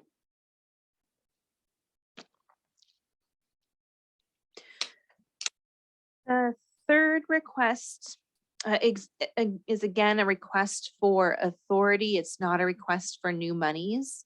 Melissa and her staff went through the very extensive process of getting approved for a federal negotiated indirect cost rate that we can then apply to grants and contracts to help support some of our overhead and administrative costs. But we need legislative authority to spend those dollars. And so this request would grant us that authority to be able to actually spend the monies that we're bringing in. I'm going to keep going unless there's any questions. Feel free to stop me. We're asking for authority to establish what will probably be an enterprise fund within state government, which is a way to collect revenue from outside of state government. We've talked about the establishment of the Montana State Real-Time Network, which is now up and functioning, and our desire to create a subscriber-based model that will help to fund that program in the future. So the creation of an enterprise fund and the request for authority would allow us to spend those dollars that are collected through that subscriber-based model on this program.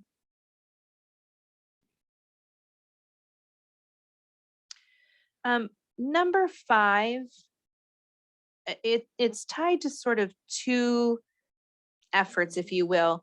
Last legislative session, we received authority and funding from the legislature. This was included in the previous governor's budget to apply a fixed cost that other agencies pay to help support. These are primarily our GIS and natural resource information services that we offer. That proposal to create that fixed cost came from an interim committee in the 2019 legislative session and then was requested by the Legislative Finance Committee. And at the time, that request included both this GIS and natural resource focus fixed cost, as well as a fixed cost that would be funded by all agencies to help us support some of our other digital services like the acquisitions and maintenance of the state government publications program. Last year's legislature did not take action on that larger request. And so this proposal would be for us to carry forward with that second request to apply a fixed cost to other agencies. And then there is some opportunity within this model, we think, for us to explore the opportunity to help support a call center model that is currently being administered to support the ARPA funds and the grant programs that are available funded through ARPA funds. But there is a larger goal within state government for people, citizens of Montana, to have a single number to call into the state of Montana and to receive information about the state of Montana and be referred to the appropriate agency for services. That is what reference librarians do. And so we've begun conversations with the Governor's Budget Office and the State Information Technology Services Division, which currently employs the call center, to move those operations under the state library if that move could come with funding. SITSD has said that that call center function does not naturally align with the mission of providing IT services to the state, but it very clearly aligns with the mission of the state library to provide those kinds of information services. So I have no idea if this is an idea that the governor's office would be in support of, but it's something that we want to continue to explore with them as we're going through this budget setting process. Moving on to number 6, I'm going to say that this is a pretty pie in the sky request, but it is not without merit. We routinely receive requests from libraries around the state for information about funding for either emergency infrastructure needs or needs for expansions or new libraries. And we have no good options to give to them. There is no source of state, there is no source of federal funding available to address these kinds of infrastructure needs. We had hoped that through some of the federal ARPA awards that there might be, but none of that came to fruition. And so we think it's time for us to start having a conversation about the need for these kinds of infrastructure dollars. There are libraries that don't meet ADA requirements. The library in Clancy, you cannot use their entire lower level because it is filled with mold at this point, and they have sadly other priorities that are higher that they need to address before they can address that issue. It would be wonderful to have some kind of grant or low-income loan option to be able to offer to these libraries. There is models with other kinds of grant programs that are administered in the state. I don't think this is a program that would have to be administered by the state library. It might be more properly administered by the Department of Commerce, for example, that administers these kinds of grants. But again, I hope we can have this conversation as we're working to set a budget and through the legislative session. And, maybe this is an idea that takes 2 or 3 sessions to come to fruition. But I think it's worth having that conversation now. This was an idea that was highly supported by the Network Advisory Council when we talked to them about this idea last week.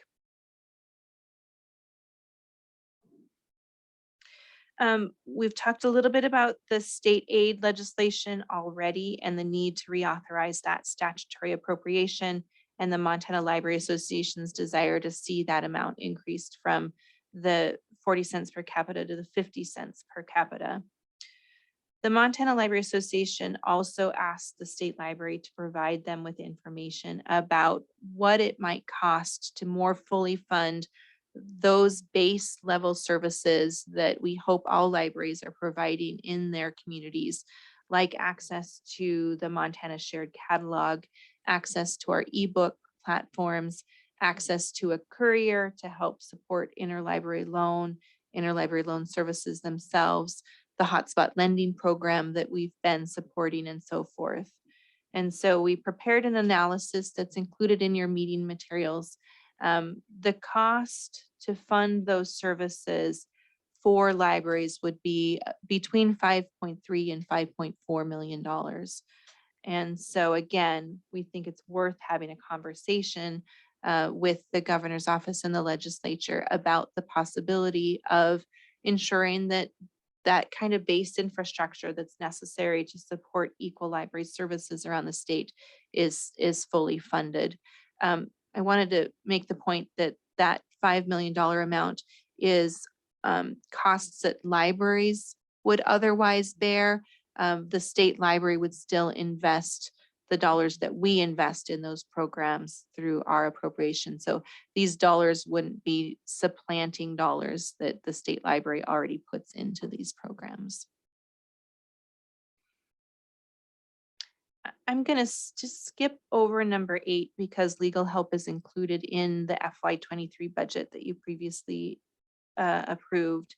And then the last request is for one-time only monies that are available in our Montana Land Information Act account. We are currently, and there's a chart in your third quarter financial report that shows this, collecting more revenue in that account than we currently are spending. And as we were thinking about budget requests to consider, we had thought that we might bring to you a suggestion that we ask for ongoing authority to spend those dollars that are coming in. But as we are considering the fact that we just had a legislative increase, and so we're generating more revenue than previous, and some of this increase is obviously being driven by the market changes in the housing market because of the pandemic. We don't have a lot of confidence yet in how much of that increased revenue is going to be ongoing. And so we think it's prudent to live with the amount of legislative authority that we currently have to spend those dollars and ask for one-time only monies to spend dollars that we're collecting that are in excess of costs on our real-time network project as we are continuing to develop that business model, and ensuring we have funding to continue to support that program. Any requests for one-time only authority that might be granted in excess of costs needed to support the real-time network could then go into doing more of the outreach and implementation of the GIS strategic plan that you previously approved. So again, this is one-time only authority to make sure that we're making effective use of that revenue that we're currently collecting that we don't otherwise have authority to spend. That's a lot, and I'm happy to answer any questions.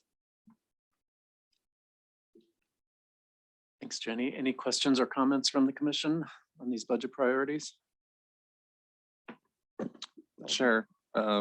Just Jenny, for clarification, row 2, FTE column says 16, but in the narrative it says 15. Is that? We think it's about 16 now. I think the narrative needs to be updated. And the reason we have the asterisk there too is that on number, let's see, make sure I'm getting you this information correctly. The 16 are the ones that are currently employed as the modified FTE.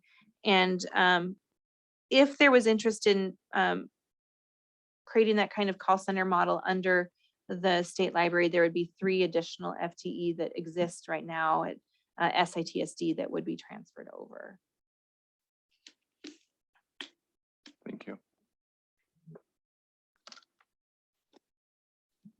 For clarification, are you asking us to vote upon these 9 packages? Yes. I believe number 2 is too risky. And there's so much flexibility of working with modifieds that I believe that is a benefit rather than a full-time. It is going to be very, very challenging to get a double-digit request through, especially if it's pending other legislative action. So I would withdraw number 2, and that might be a request at another time as we discuss this. If you could scroll down, please, Genevieve, thank you. On number 5, that's going to impact the OPI because of the requests that we have. And I find it interesting that I pay government for government services. And that to me is a duplication. It might be efficient, but I know I have a freezer that I pay DPHS to house our frozen beef patties and our chicken nuggets. And I pay them $250,000 annually for the space of that freezer. I've always challenged that because to me, a taxpayer dollar is for the benefit, but I don't need to pay government for government's use. So I'm concerned a little bit for the 2 part of the call center and the fixed cost allocation. In legislation, we do single title. That is a duplication at this point. So you'd have to put it in to 2 different allotments rather than putting them together because they are separate. That's a good point. Mm-hmm. And then if you could scroll down, please, to the infrastructure one. There were commissions that were created by the last legislative body in their session that allowed infrastructure to be happening, plus new congressional action most recently on an infrastructure bill. So as I go and talk to my patrons, our schools, they can also go to county governments and ask for an allotment, or if it's a tribal school, they can also ask for any kind of impact aid that might come from the federal government through any of the COVID-related dollars. So I don't know how much of an in-depth data we have that our libraries have asked for that dollar. I know if I was sitting in those legislative seats, I would say there's dollars on the table until 24 and even through February of 25. So as they begin their next session in 25, they will have a little bit more understanding of the use of those infrastructure dollars.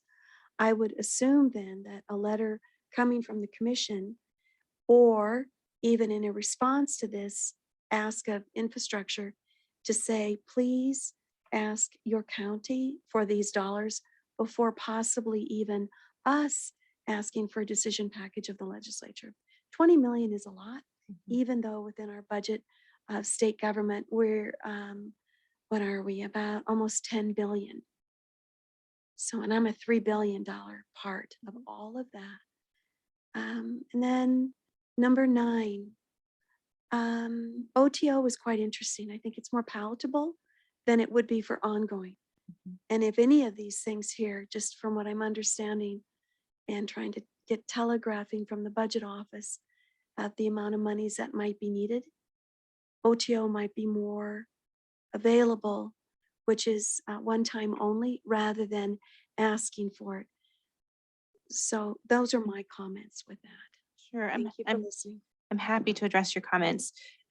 16 FTE is a lot, and I don't want to say that it's not.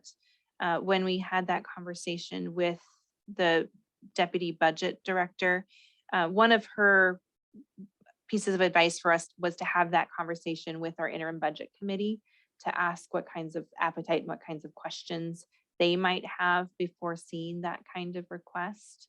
And I think that was wise counsel. I would certainly be interested to know what Chair Beatty's thoughts were about us making this kind of request. So one option would be for us to continue carrying forward with this idea. And if our budget committee tells us that, there's just no appetite for this, maybe we consider withdrawing it at that time. But it is significant workload for staff to have to manage these modified FTEs. So if there's any opportunity for us to try to be more efficient, I think it's worth pursuing. I just wanted to share some perspective on fixed costs because the superintendent's comments are not unusual when it comes to fixed costs. Agencies have a difficult time absorbing different kinds of fixed costs. But that is a funding model that the state of Montana relies on.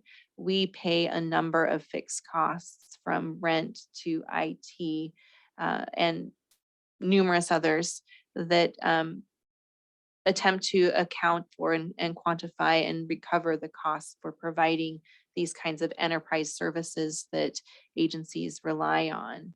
And agencies rely on our services to help them manage and preserve state government information and to provide reference and information services. And right now we are currently asking the state to fund them through general fund or other means, and we're not being very successful in that effort, which is why the legislature proposed this kind of fixed cost model.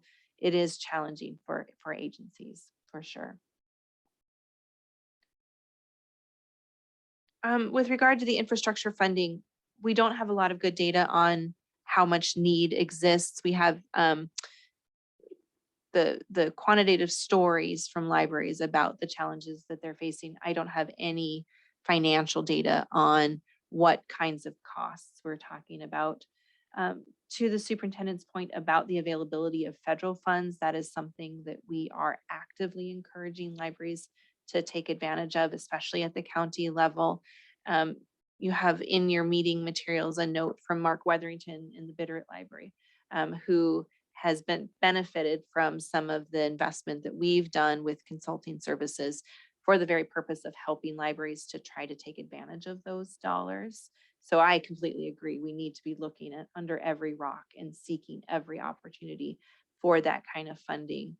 I suspect it won't address all of the needs that are there. And even if it took 2 to 3 sessions to get this kind of funding, maybe we would have some success with the ARPA dollars, and then we'd have a much better sense of what the need is going forward.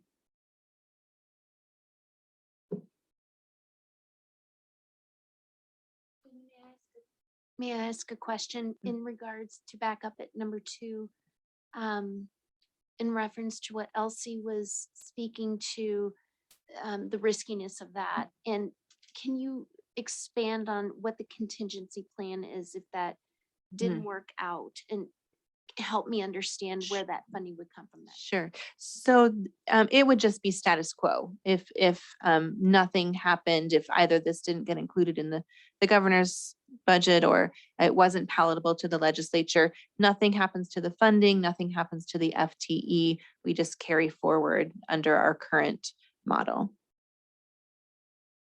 So just to put a budgetary to that for purposes, an FTE, a normal FTE, and there is a range of expertise as well as compensation for that expertise, but it's about 100,000 per FTE is what I budget. So you're talking about 1.6 request of ongoing for an FTE, which means that it would be embedded within the state budget for whatever length of time until the legislature removes FTE. In my 5 years, I've given back 6 FTE, both in the federal funding as well as in the state general fund. And it just depends on when the general fund ebb and flows. And that we had a special session in 17 where the request came and I gave it during regular session. And then more came after the special session. So there's risk to this. The flexibility that I want to talk about with the modified, we use modified in our Montana Drive. In other words, if you want to, get a driver's license, we encourage students within public schools to take that, but to train those individuals and those adults, they go to a complex that we have outside of Lewistown. It's only for 8 weeks of the year. And so we request and we continue to request that modified position for just that short duration. And then it's accountable to the job that it does. So that's what a modified does, whether it's for a grant or for whatever it is. An FTE sometime may not have that uniqueness for accountability. It could be reclassified into another role, but it does have an ongoing look. So there's benefits to both, but I would caution with number 2 as a very large request. What I really appreciate is the interim budget committee that is led by Representative Beatty, as Jenny had shared, is also ours. So it's so I have the same view of what their palatability is, and my budget is almost 3 billion. So compared to the differences, yes. So I'm just sharing my expertise from my standpoint with a little bit of continuity of the same interim budget committee. So what I would like to say is I would be more than happy to support some of these. And I don't know if we could segregate some of these out, because I wouldn't want one to detain my vote or to have any cold water on any delivery of what we might want to propose to the library from the library's aspect moving forward. I'm comfortable with whatever the commission decides, if you want to move them as a package, if you want to move these proposals individually and have individual votes. Maybe there's one or two you want to pull out and have individual votes on and vote on the rest as a block, whatever you're comfortable with. I have a question. When I first came on, there was a discussion about how Evan's department had lost a whole bunch of employees. Would that affect? So as we have been able to restore some of that funding that was lost, that's a really good question, Robin. Make sure I say this right. As we've been able to restore some of the funding that was lost, that resulted in the loss of FTE, we have used some of that funding to hire some staff back. So we didn't hire staff back in exactly the same model as we left them, but we're more or less fully staffed at this point. But we didn't get the FTE authority for those positions. So the funding's there, the people are hired. This request would give us the FTE authority to accompany the funding and the staffing. And the superintendent makes an excellent point. Modified positions are really often used for grants, one-time only kinds of programs, that kind of short duration project. It's not as ideal to have your permanent staff, like somebody who's worked for the agency for more than 20 years, in a modified position. And that's what's happened as we've gotten new revenue to spend, but not the FTE to spend it.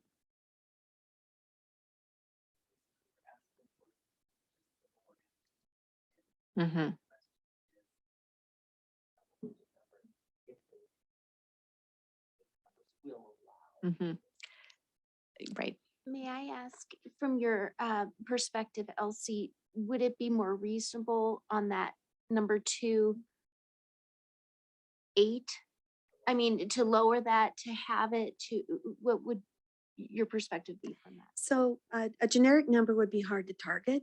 I would target it to the work. So if the commission comes forward, with the benefit of what staff in the library is seeking, that would be more palatable in my mind, putting my legislative hat on.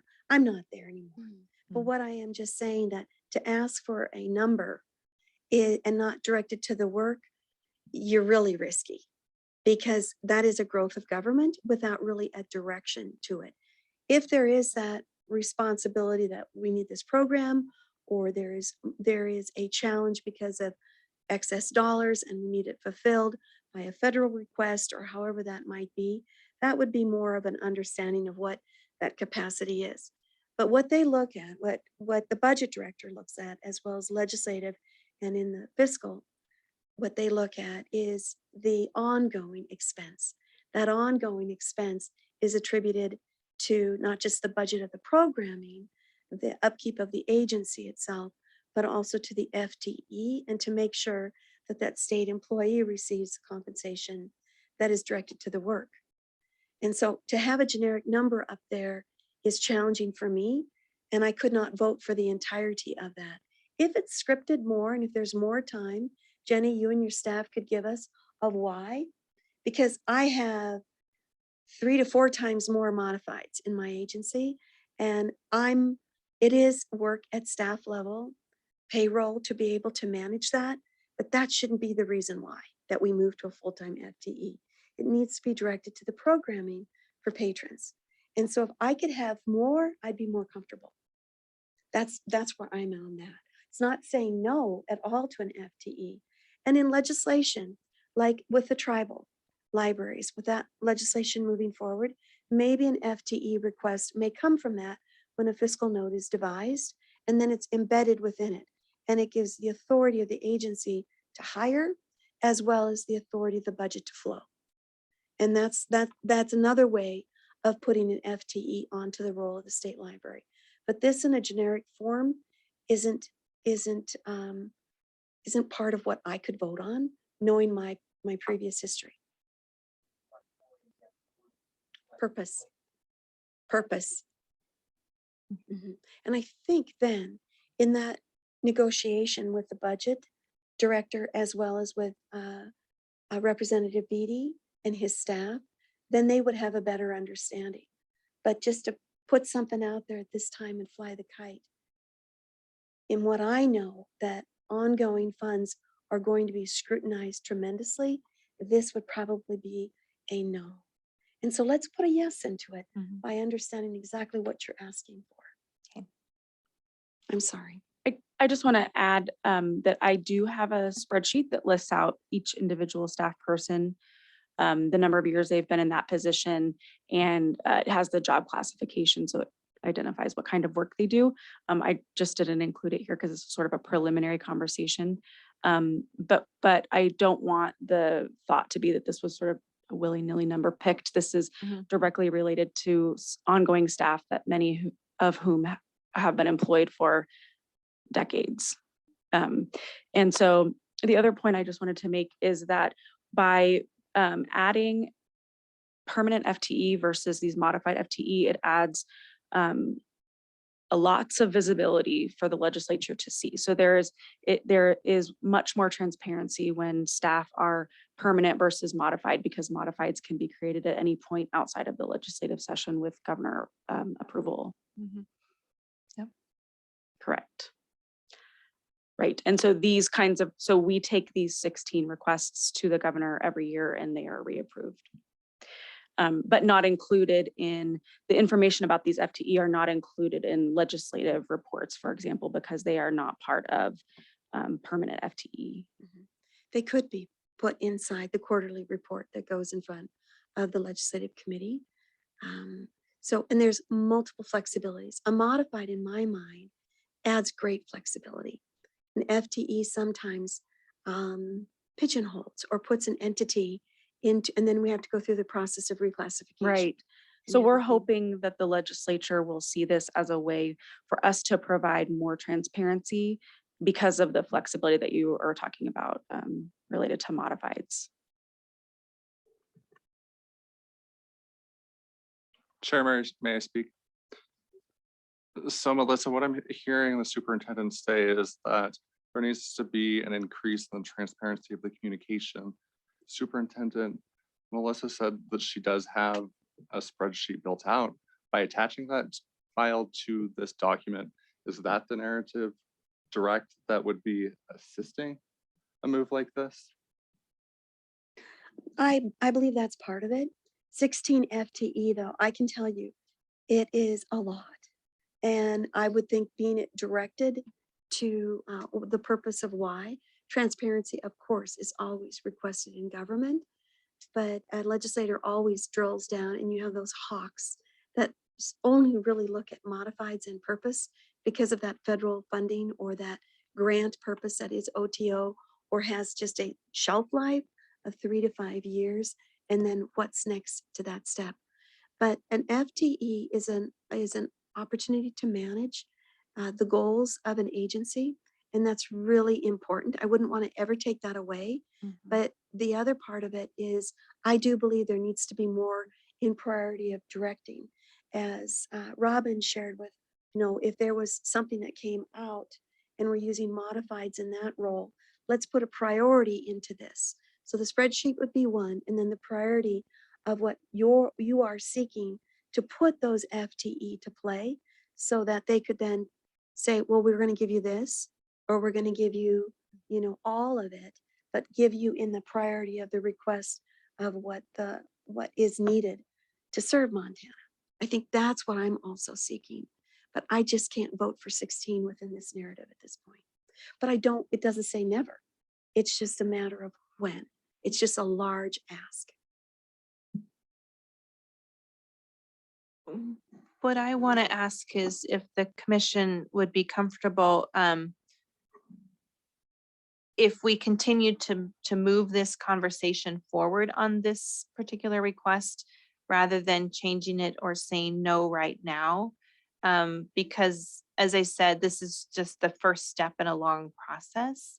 And I think we can have a conversation with our interim budget committee in June, again with the commission in June, and provide more information back to you.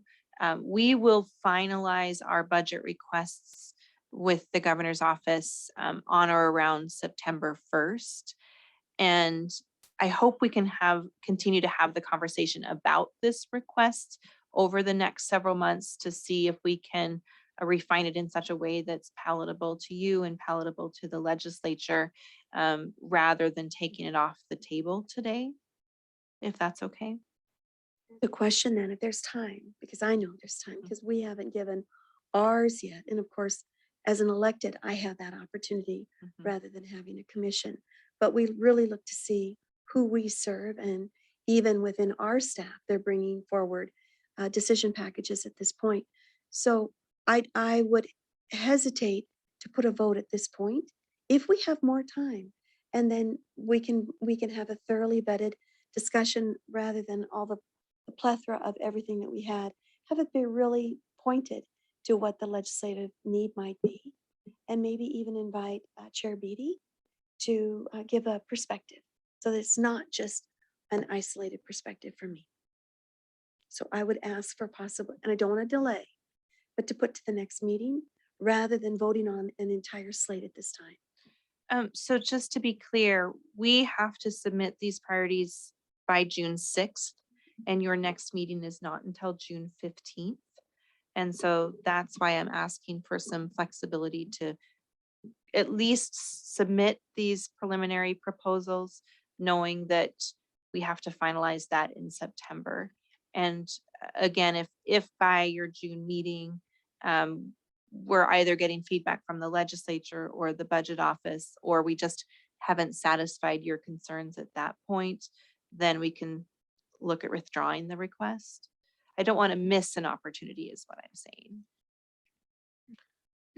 Dalton, did you have a comment? Yeah, Chair, could we call a special meeting between now and then? Or, I mean, Is that appropriate, Jenny, based on today's conversation to meet Certainly. with Chair Beatty? Oh, with Chair Beatty? Mhm. We can certainly make a request. So are you uncomfortable moving these priorities forward and then possibly pulling some of them back at a later point as we learn more information? So I hear there's hesitation and caution in that we should also be taking direction, advice from the chair of the Budget Finance Committee. And I think that's important to listen to. And so is it preferable to put a hold on this entire list, or should we just pull that one out for further consideration? I think there's one more point I need to be clear on, and that is that we are in a process of working with the governor and the governor's budget and the hopes of getting some of these requests in the governor's budget. So we're really looking to them for guidance at this point. We did hear on the one specific request, a suggestion that we asked the interim budget committee their perspective on the FTE question. And I want to do that. I think that's important. I don't know that we're in a position just yet as we start talking with the governor of bringing Chair Beatty in on all of these requests. That said, we're having conversations with the budget committee about all of these projects anyway. So none of them are going to be new to Chair Beatty. Is it reasonable to put forth a motion to withdraw number 2, and in my opinion, the $20 million ask as well? Because those both fall under kind of a purview from the legislature, I suppose.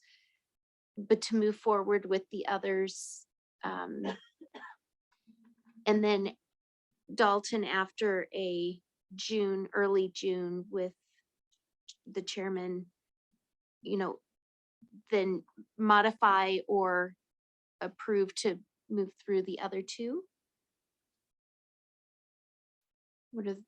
I would support that. And I would also support on the 20, because those are the 20 that 20 million is something that is a need out there in infrastructure. But as I had mentioned, possible strong letter coming from the commission to the county commissioners and to the governor's office and to the commission chair, Mr. Mendenhall, that we support the use of the ARPA dollars. And I know I'm also remitting money back to the governor's gear dollars from our non-public schools that are not being able to serve in that capacity with those COVID dollars. And it's a 2-figure million, which also has tremendous amount of flexibility. So there's a lot of crafting that's out of our hands. But I think if we, to honor that request of, sorry, if you understand where I'm going. Yes. So I sense that we're close to a motion, but I want to open this up to public comment before we go there. Any public comment on the budget priorities?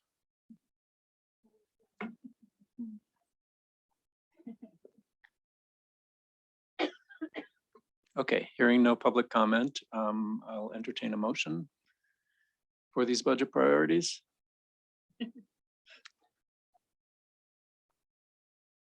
I'd like to entertain the motion as discussed to, how do I spit this all out? Keep or withhold 2 from today's decision. And what was 6 from today's vote as well. Not tabling them, but we'll be bringing them back on discussion after we have the opportunity to meet with the chair of the Budget and Finance Committee. Okay.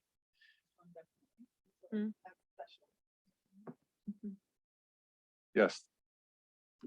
And so the other part of your motion then would be to approve the rest of the budget priorities. And approve the rest of the budget priorities. Thank you. Second, I second that. thanks, Kristen. Further discussion?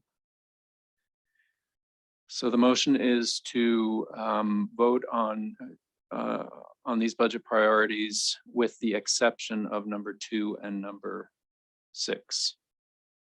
The yes, the modified FTE and the infrastructure. So Chair, if I could also say on another motion that I would like to offer to honor that their request of that is to send a letter, and that also our patrons and everyone knows that we're still supportive of a healthy, safe environment. And I think that doesn't say no then to the request of the 20 million. It just says that it's a step toward. Okay. So this is a friendly amendment to the motion. Or it could be a subsequent next one. It's- Friendly amendments easy. Okay, let's keep that as a friendly amendment. Got that, Genevieve? Yeah. All right, all in favor, please signify by saying aye. Aye. Any opposed? Any abstentions? Great, thank you for that discussion and for moving those priorities ahead. Genevieve, where are we? Last one, I think we were, you mentioned after lunch, so it looks like we just have the state library policy review, just kind of discuss putting. Okay, shall we move ahead with that then? This should be brief. But Okay.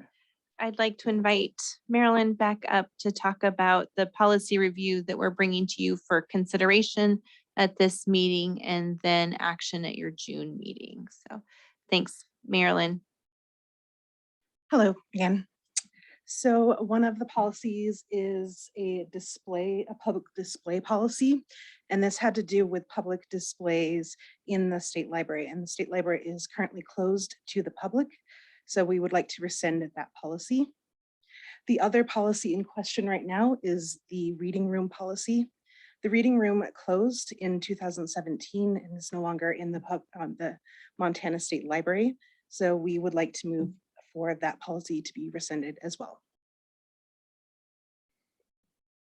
And again, this is just for your consideration at this meeting, and ask for your questions, comments, any clarifications, suggestions. And if there are none, then we'll ask you to take action at your June meeting. Okay. Any questions or comments about this proposal?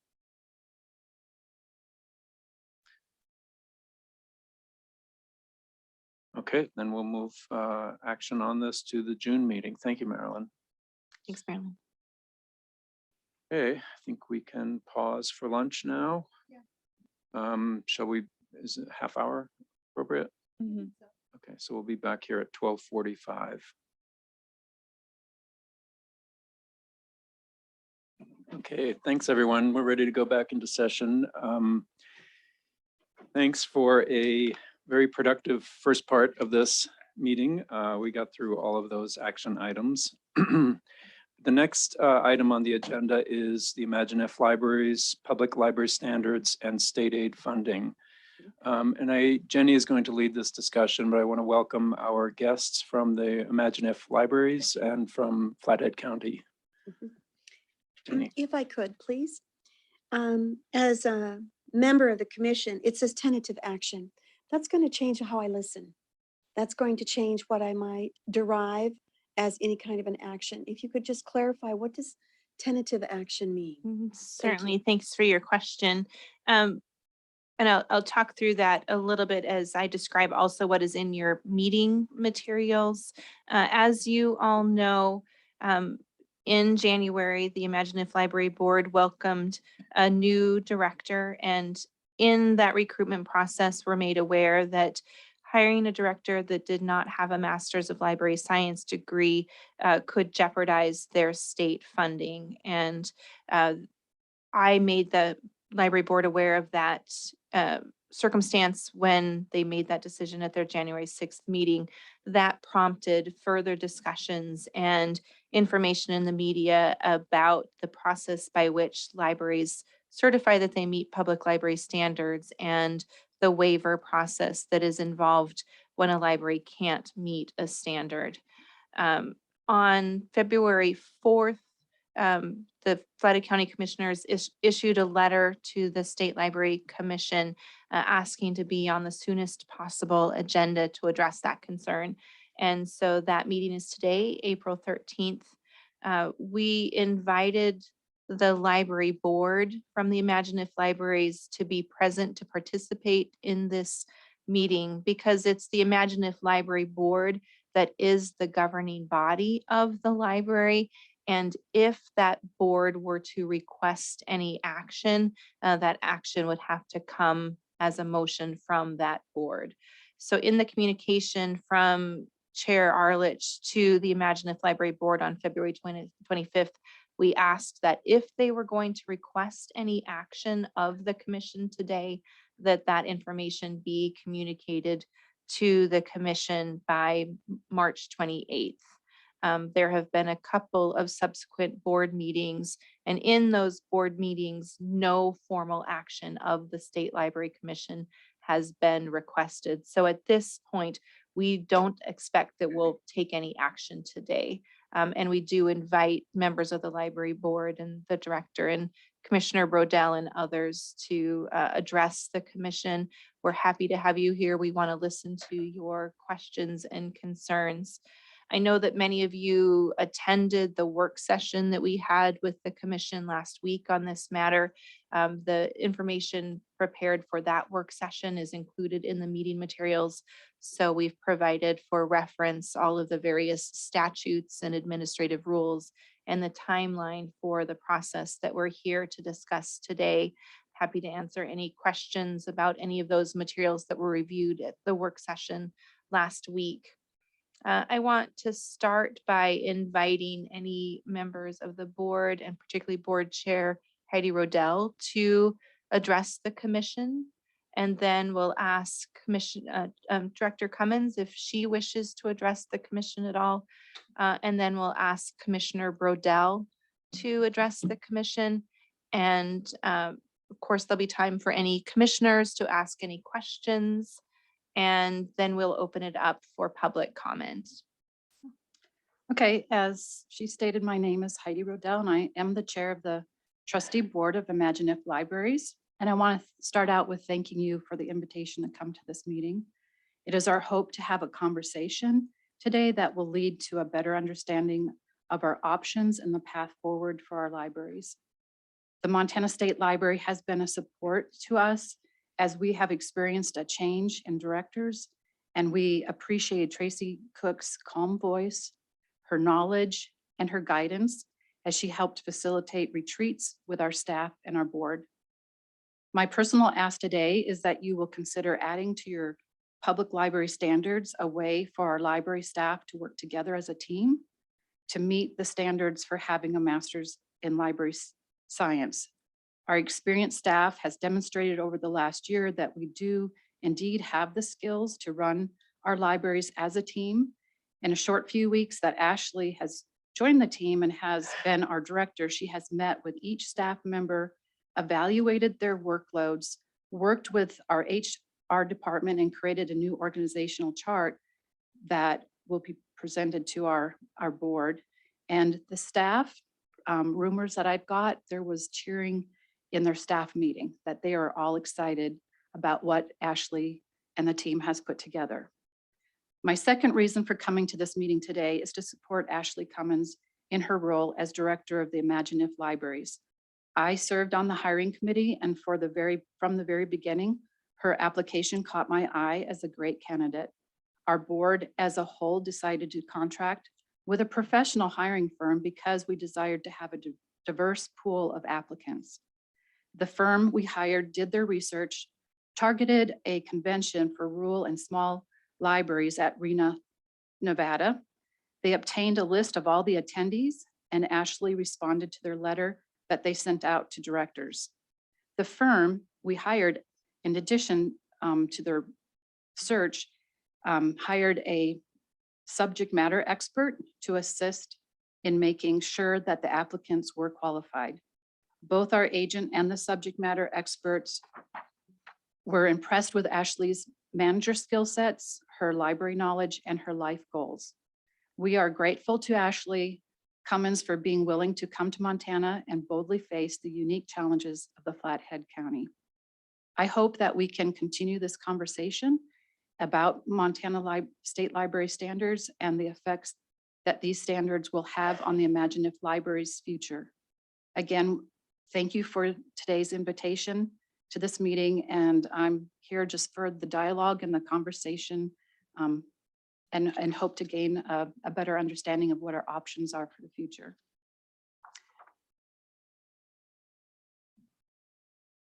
Thank you, Heidi.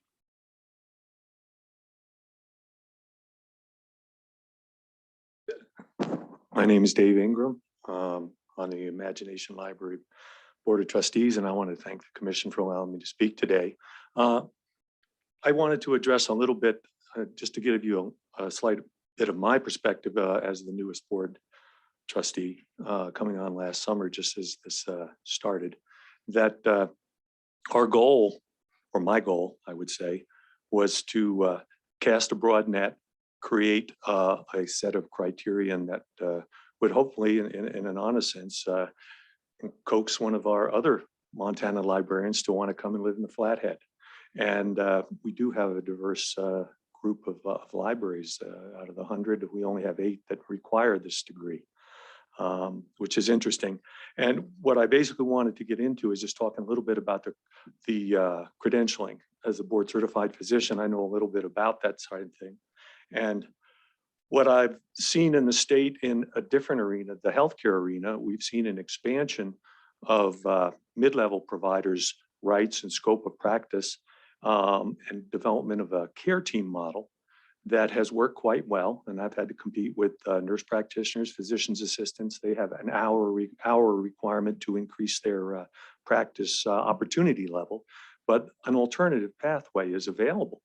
And I find it strange in a state that I feel is prides itself on a non-traditional way to be very successful, and a lot of our citizens are, that we have gone the other way in this arena. We do a care model in healthcare because we know, I work in the operating room, and we take full advantage of all the talents and skills that are available to us. And so there is a captain of the ship, the surgeon, but it's all hands on deck, and everybody's opinions and worth are valued.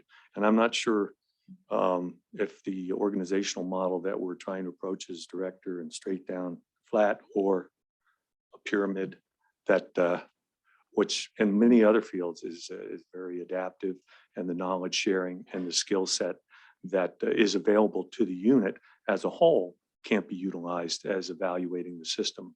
I feel, as Chairman Rodell said, that I'm very proud of our staff and senior librarians for running our whole operation this past year without a leader, but I'm excited that we have one, because I felt that an extended period redoing the search, changing everything, and waiting another 6 to 8 months to find someone potentially would be detrimental. Staff reductions, potential losses were not good for the community. So I thank you for allowing me to share a few thoughts on that part of it, and to potentially consider creating a venue that would give acknowledgement of work and on-the-job experience as a valuable skill. Thank you. Thank you, Dave. I'm Doug Adams, and I am the vice chair of the Imagine If board. I stand before you today to tell you that there is no question, there is no doubt that Ashley Cummins is the right pick. We chose the right candidate for the job. Everything she does, I get excited about.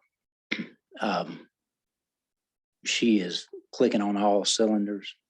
She is the person we needed to do what needs to be done at the library. Although she's only been here a short time, she has shown good leadership skills. She has been, unfortunately, maligned she's been called in the newspaper and called in person unqualified. And that is the wrong word.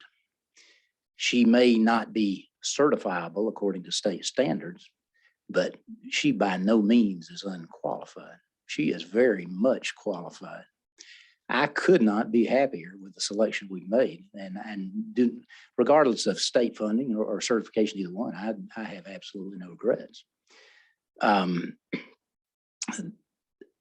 the reason that I'm here today is to maybe make a couple of suggestions and to learn some things.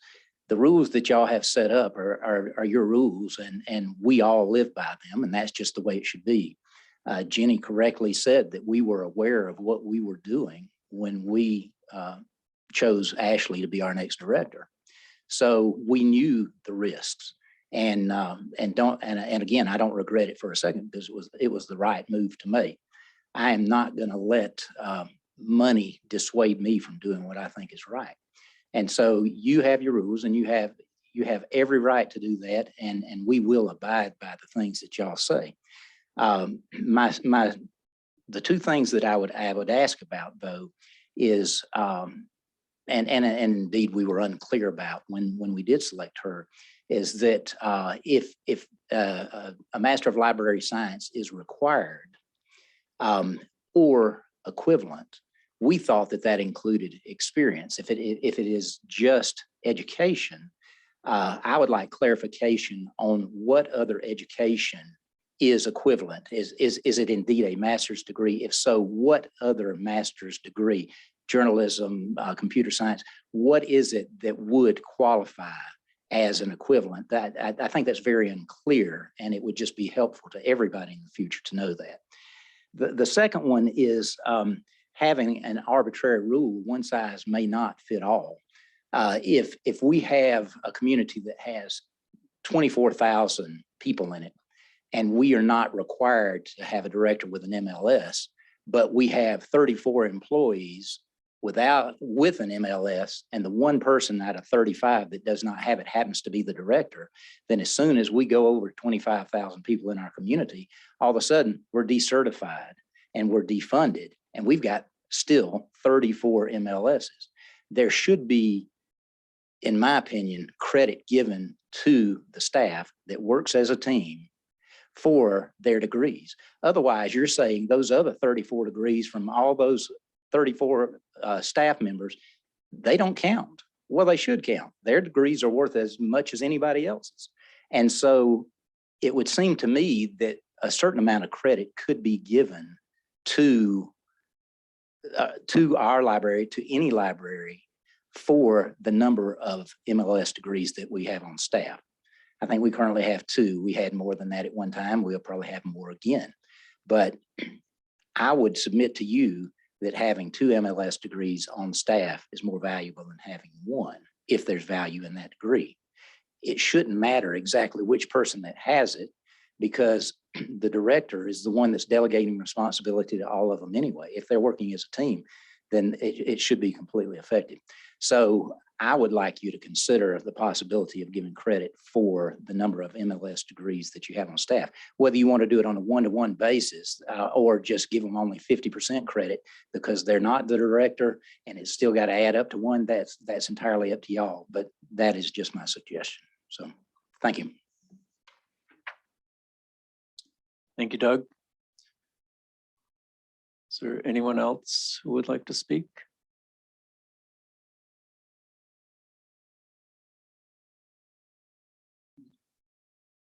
Commissioner Brodell?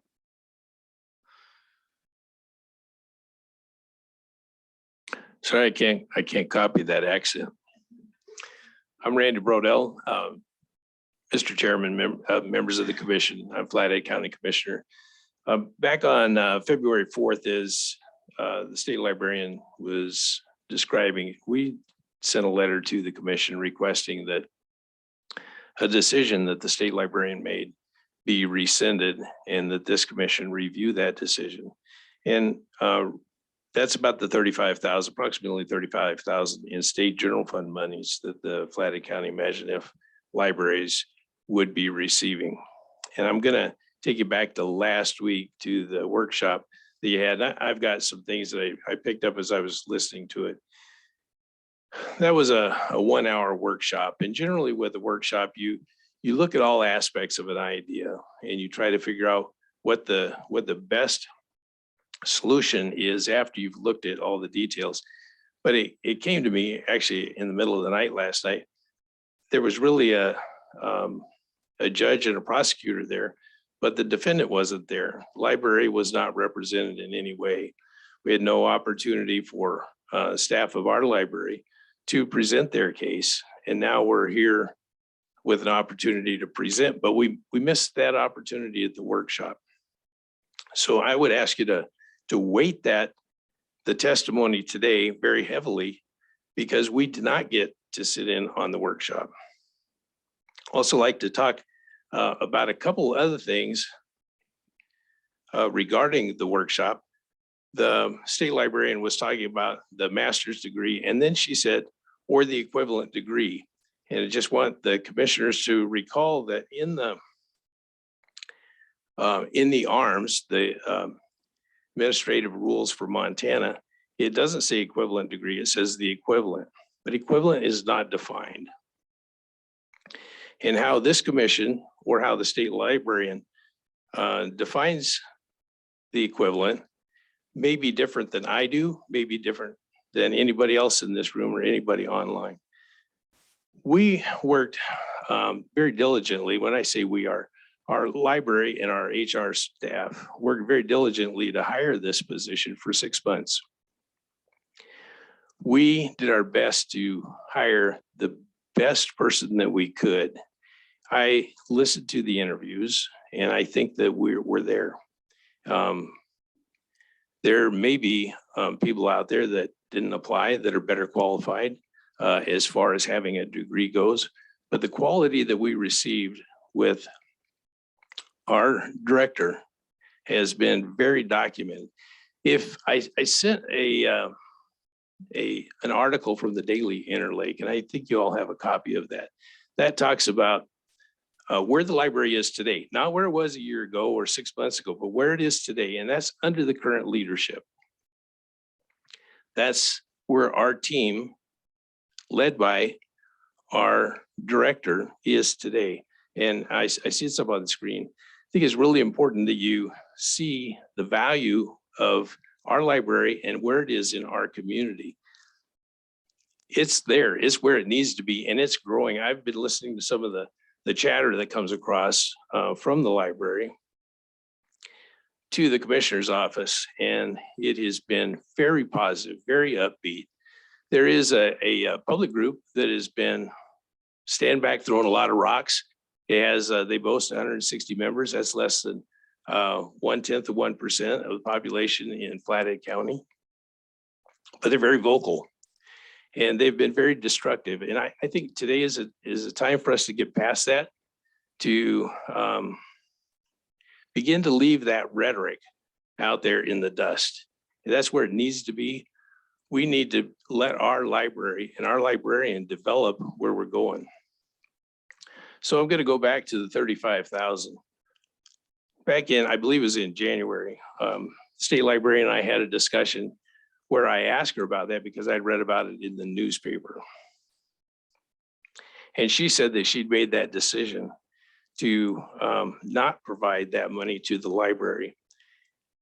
That was back in January. At that point, I'm not sure that any of you or the state librarian had met our director because she wasn't here yet.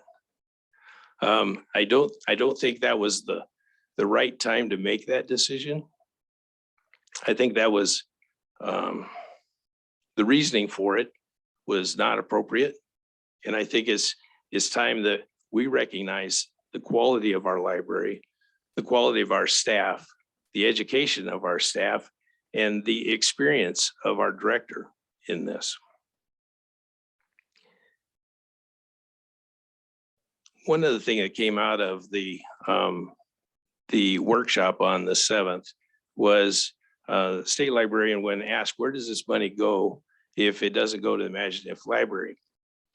And she responded that it goes to the the Tamarack Federation. Just as a reminder for everybody, Tamarack Federation is one of 6 federations in the state made up of, I believe it's 14 libraries in the Tamarack Federation. So I went to their website, and then I went to their bylaws, and I went through their bylaws. Just like to point out that the $35,000 that the state librarian has said we shouldn't get at the Imagine If Library would be going to the Tamarack Federation. I searched their requirements, and there's nothing in their requirements for their staff to have a master's degree. I think that's a duplicity that the commission needs to really consider when they make decisions about this. When the administrative rules define enhanced standards for public libraries, it talks about those, then it goes on to describe the excellence standards. So you've had a chance to look at the article that came out in the Daily Interlake. And I would tell you that we meet those standards and possibly exceed those. Again, this is certainly your decision to make.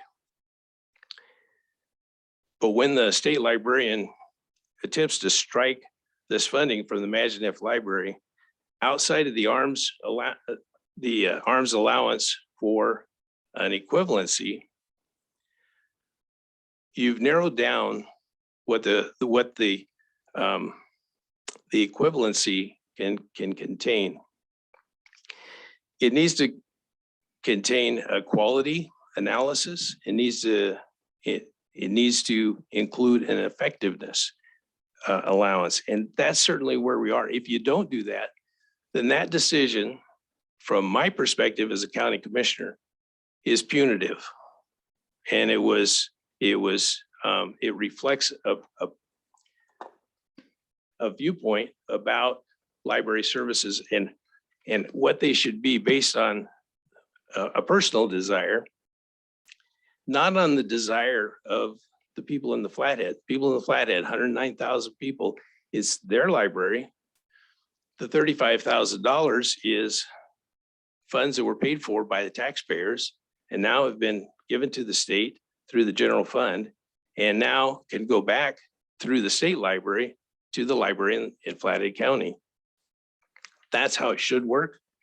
That's how we were anticipating that you would see the value of each community being unique. Flathead is unique. So I would ask you to consider that. The decision by the state librarian to remove the funds during the workshop was changed from what she had told me in January during the workshop. And if I didn't understand this right, I was zooming in, so I missed bits and pieces of it. But she said the decision hasn't firmly been made.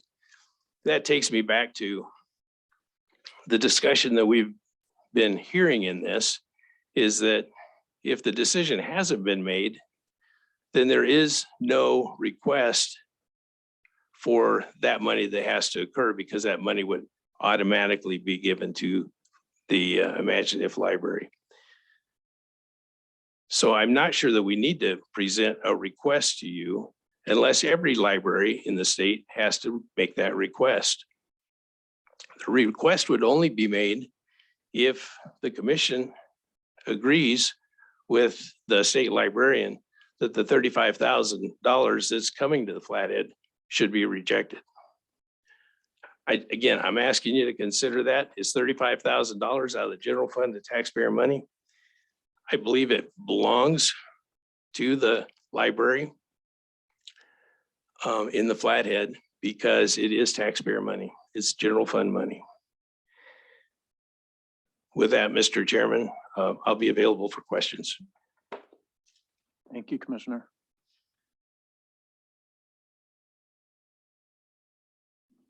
I think we'd like to open it up to public comment now. And we ask that you please limit your comments to 2 minutes. So if there's anyone here in the room or online who would like to say anything, now is the time.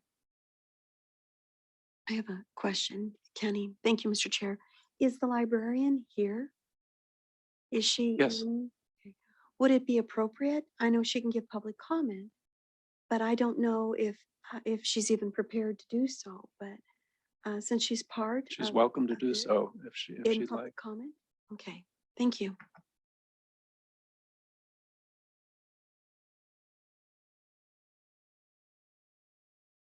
I had written a long letter to present, and then I decided to just step back from that because I feel like this is a situation that was in progress before my appointment, and I don't know how much I can lend to the conversation. I'm happy to answer questions about my education or experience or qualifications to anyone that has them. Aside from that, I really think this is, I obviously have personal opinions, but there's a saying in the South, it's like, be pretty when you can be witty when you must, but be gracious if it kills you. And so I think my best option is to just, so I know that it's not very helpful, but I think my opinions are kind of rooted in some personal emotions. So yeah, not much for public comment. Thank you. Thank you, Ashley. We realize that this has been a difficult situation for you. So we appreciate your comments. Thank you. Just wanted to, before we go into additional further comment, try to provide some clarity just to make sure that we are all on the same page about the process in particular. I don't want there to be any misconceptions about the process that we're talking about, because I think this is a discussion about the public library standards certification process and how that ties to the awarding of state aid and the statutes and the administrative rules that govern that commission's roles to follow those standards. And I think to fairly apply those standards, and then to give the library the opportunity to question and appeal a decision of the state library if you disagree with that decision. So first, last week, with regard to the work session, I certainly would regret any communication that felt like the discussion was about a judge and jury. As we said that day, that work session was intended to give the state library commissions the background and information that they needed to be able to engage in a dialogue with all of you confidently, but certainly not to render any kind of decision without input from all of you as well as from public comment. And that's where we are today. That said, without a formal request from the board, there really isn't any action for the commission to take. So we've heard, for example, some recommendations for perhaps changes to the public library standards. And that would necessitate us entering into a process whereby we open up administrative rules and seek public comment about changes to those administrative rules. So I want board members to be clear that that's not a decision the commission can make. That necessitates a process. And again, I think it's the interest of the commission to have that kind of request come as a formal action from your board, if that's the kind of action you would like the commission to seek. Similarly, if there is a request that the commission consider an appeal that would look at Director Cummins' qualifications and other suggestions about the qualifications of other staff, then there is an appeals process through which that can happen. To Commissioner Brodell's description of the process, every single library does certify that they meet the public library standards. And that process, as I described last week, will open up in May. Every single public library will look at every single standard and say whether they meet it. If they don't meet it, if their ability to meet that standard causes a hardship for that library, why they need a deferral and what their plan is to meet that new standard. That's something that every library does. And assuming that a library meets those standards, they do immediately get their funding when those funds are issued in October.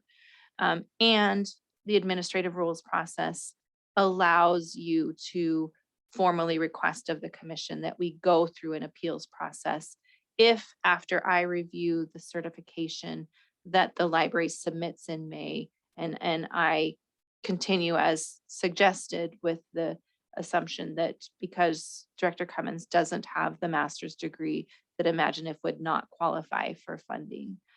So again, that process is all laid out in administrative rule, and nothing about this discussion today inhibits your right to proceed with that appeals process if you choose. And a lot of the discussion that we're having today would then become a part of that appeals process. I hope that's helpful.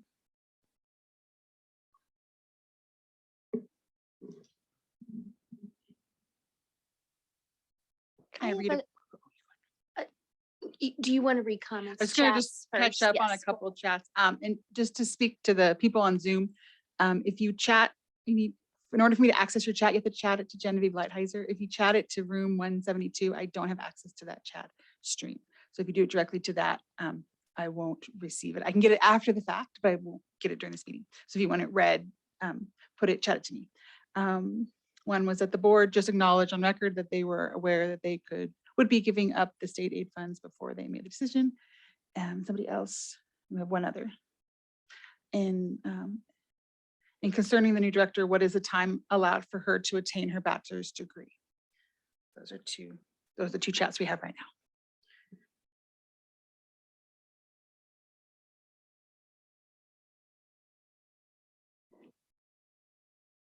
Sherilyn, do you want to go ahead and share your comment? Sherilyn, you can go ahead and share your comment.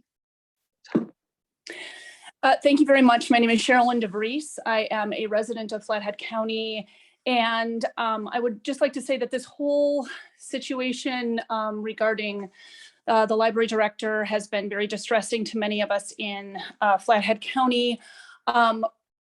We all feel horrible that Director Ashley Cummins has to go through all of this.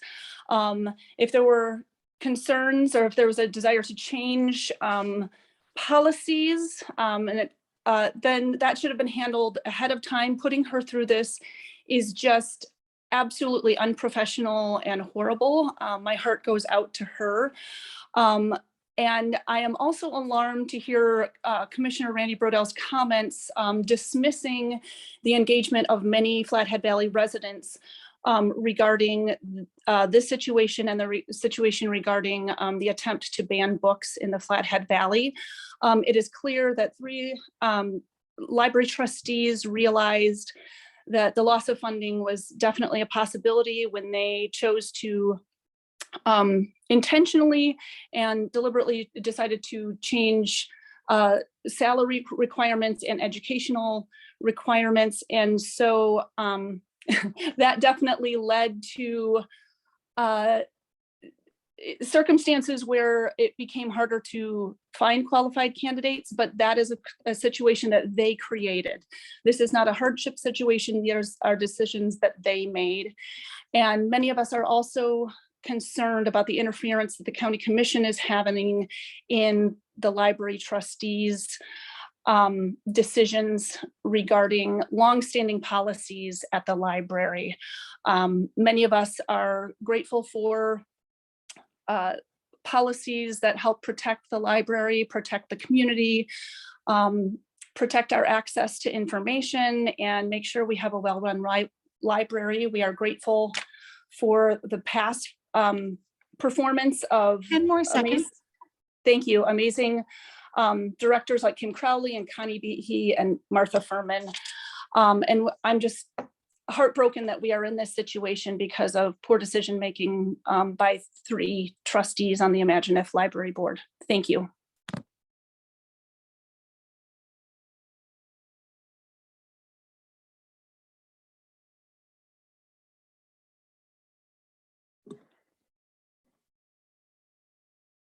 First of all, I want to say thank you to everyone. I can't see you in the very back for making the drive over. You're taking a lot of your time out to be with us today and to have a conversation. And I really appreciate every one of you being here to give us more insight. I have two questions, and I think we've been through that. The position was offered. It's kind of water under the bridge. It's already happened. I just wanted some insight because I can read from a newspaper article, an opinion, but I wanted to know directly the reason the job offer was put out. And I believe it was offered without the requisite of the what Tracy had advised or would be needed for the state to fund the library. And so the board, maybe one of the board members can speak to that. And then Ashley, if you feel comfortable, I was wondering your aspirations and your future aspirations in education and furthering your education and kind of what you see in the future for yourself.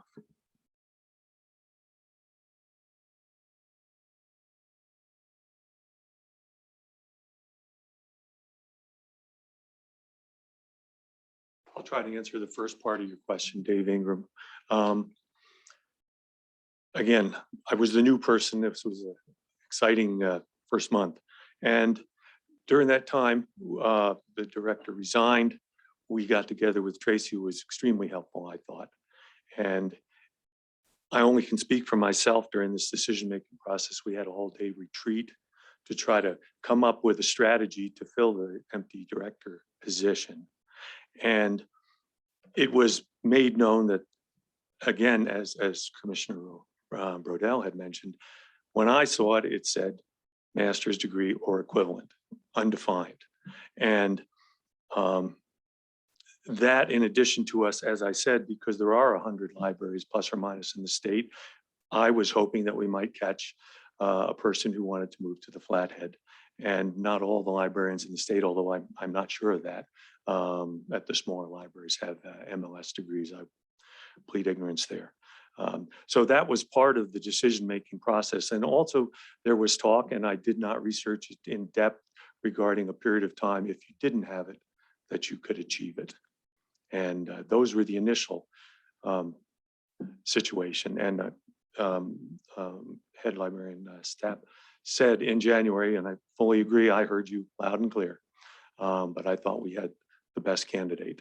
And also, just as side thoughts, the consultant and foundation members that were present that day, the suggestion of redoing the search, increasing the salary, sometimes the suggestion of more than what we would have lost from the state, waiting another 6 to 8 months without a guaranteed result because of, unfortunately, bad feelings in the community, were part of my thoughts, and also concerns about increased staff losses going over a year without leadership. So that's just my thoughts. I'm not speaking for anyone else.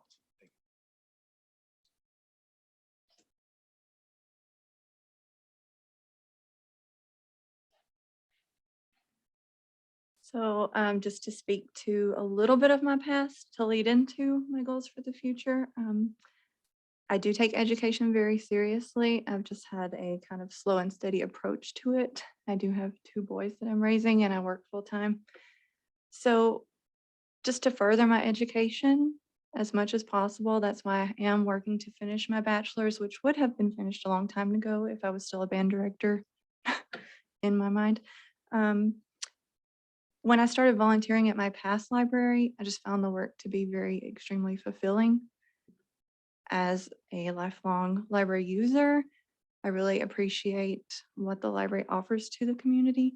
And so my goal has been to just learn as much as I can about library service and work to provide for my family in the best way that I can and further my education in the process.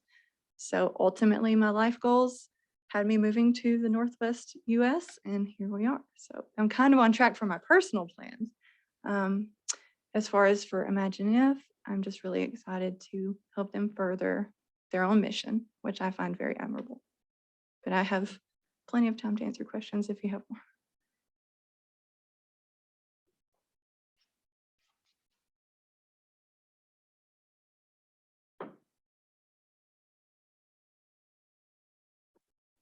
I'd just like to address the question about equivalency. So the administrative rules of Montana say that libraries that serve more than 25,000 people employ a library director with a graduate degree in library or information science or its equivalent. The equivalence is not on the graduate degree. The requirement is for a graduate degree. The equivalence is for what that subject expertise is called. Different library schools call that degree by different names. Sometimes it's library and information science. Sometimes it's a Master of Library Science. Sometimes it's a Master of Science in library science. There are also degrees in related disciplines, such as business or computer science, that could be, in some cases, considered an equivalent, but they are always graduate degrees. I have one chat comment. My concern was just, I should say the name of my schools. Yes, sir. Starla Rice says, my concern would be that an overreaching board would definitely cause problems for the administrative power of the director. I would also be concerned about the director's ability budget-wise. Kalispell's library budget is a huge part of the job. She came from a very small library by comparison. That's a comment.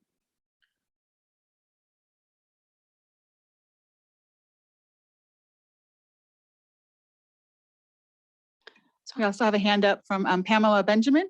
Would you like to speak for 2 minutes? Yes, thank you. Can y'all hear me? Yes. Great. First off, yeah, I'm Pamela Benjamin. I'm the statewide coordinator for academic libraries and the director for the Montana Academic Library Consortium, known as TRAILS. I do appreciate the opportunity to make comments. I thank the commission for that. I'm here to express concern over the apparent disregard and total lack of respect, frankly, for state standard that exists to help communities, such as the residents of Flathead County. The standard was created for a reason. A community of 25,000 citizens inherently presents local public institutions with a certain level of need. The state library did not arbitrarily assign this number when ascertaining community requirements. Librarianship is a professional field, and competency requires a professional degree. If you go into a doctor or a lawyer, is experience as good as a degree in that situation? Frankly, the ImagineIF trustees and Flathead commissioners are telling Flathead residents that they are not worthy of, nor do they deserve the level of professional service required for a community of their size. ImagineIF has consistently been a cutting edge, highly respected institution. The decision to hire a candidate whose qualifications fall short and far short of those needed for just a librarian position, let alone a director, let alone a director for a system of ImagineIF's caliber, is not only uninformed, but detrimental.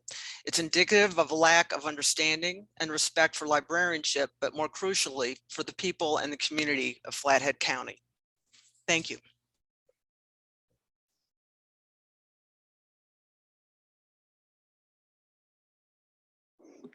There's a hand up from Susie Birch. You have 2 minutes to speak.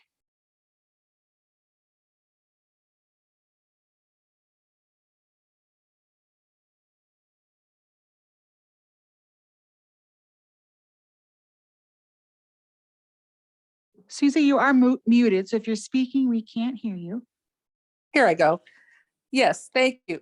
I live in Kalispell, and I was representing the ImagineIF Library Foundation Board and served on the screening committee along with Heidi Rodell and David Ingram. At multiple junctures, we were informed that our search was going to be very difficult because of the low salary, the board overreach, the reputation that the board was difficult to work with.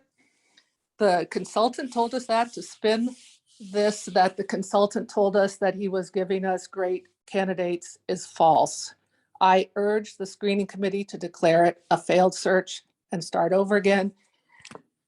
And there was no willingness to back up and start over again. So this has been a willful drive the whole time. I also would like to correct Commissioner Rodell's assertion that there are only 160 people on the Flathead County Library Alliance, which is trying to defend our libraries. We have over 800 members, growing all the time. 160 people have already signed a petition to increase the standards for library trustees that the county commissioners appoint. Thank you.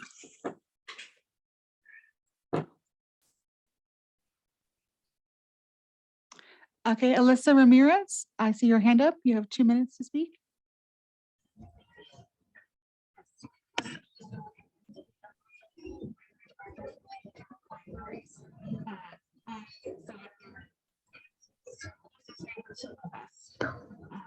Alyssa, if you're speaking, we cannot hear you.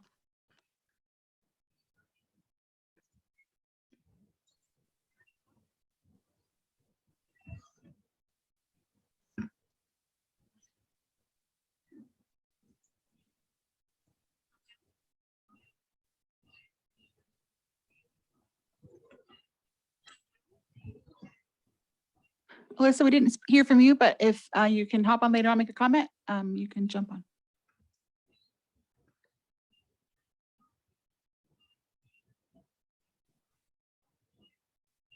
Is there any further public comment? I've read all the chats that I have access to. Again, if you sent them to room 172, I don't have access to those. So if your comment has not been read, you can chat all or chat directly to Genevieve Lighthizer.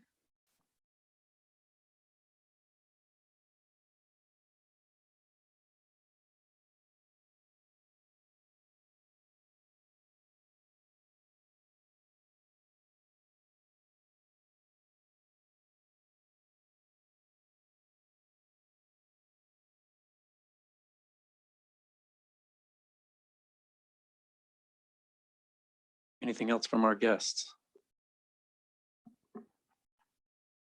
Commissioner Heidi.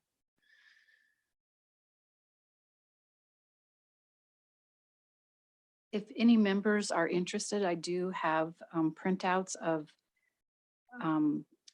comments from Andrew Nelson, who was the hiring agent, and a program that I didn't have time to do a lot of research on, but it's Staples, and it's something that a program that is available that Ashley has completed from Alabama. And it's just kind of like a different, correct me if I'm wrong, a different way of giving opportunities to directors for education on the things that they need to be a great director. Is that kind of, it's a 1-year certification?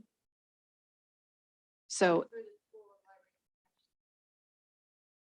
yeah, so I do have that, and I can just pass. We'd be this happy on.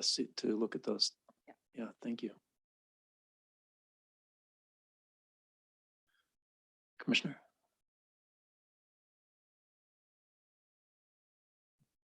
Again, Randy Brodell, Flathead County Commissioner, Mr. Chairman, members of the commission. This to clarify, a couple times the question has been brought up about the salary, and the salary was significantly higher with the last director that we had. The salary was adjusted down and is approximately equivalent with our sheriff's salary. And so this did not mean that we destroyed that position's salary. We made it equivalent to what our sheriff is.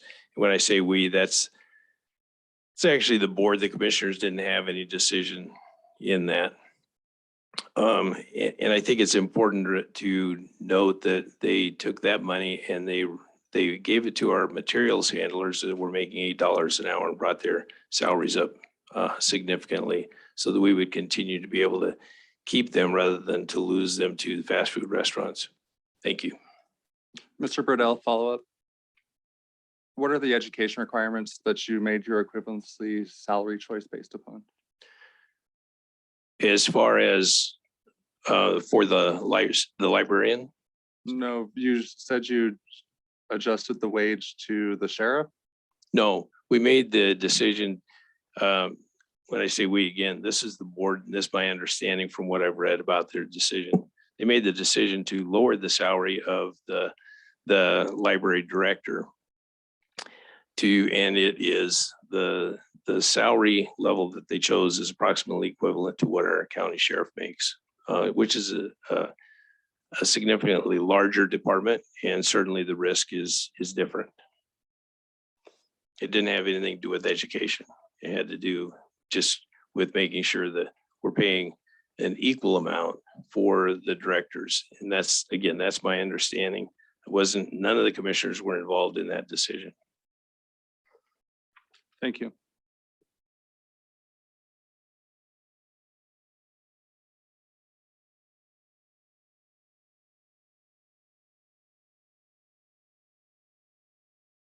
Chair, question for Jenny then. You had talked about the funds. So a hardship was determined just on the date of it. And then the discussion of what hardship might mean, because I don't know if that's defined as well, either from past precedent or however that might be. But they're going to be, all the libraries are going to be submitting in May for certification, and it's an annual certification. And then the funds are dispersed in October. Okay.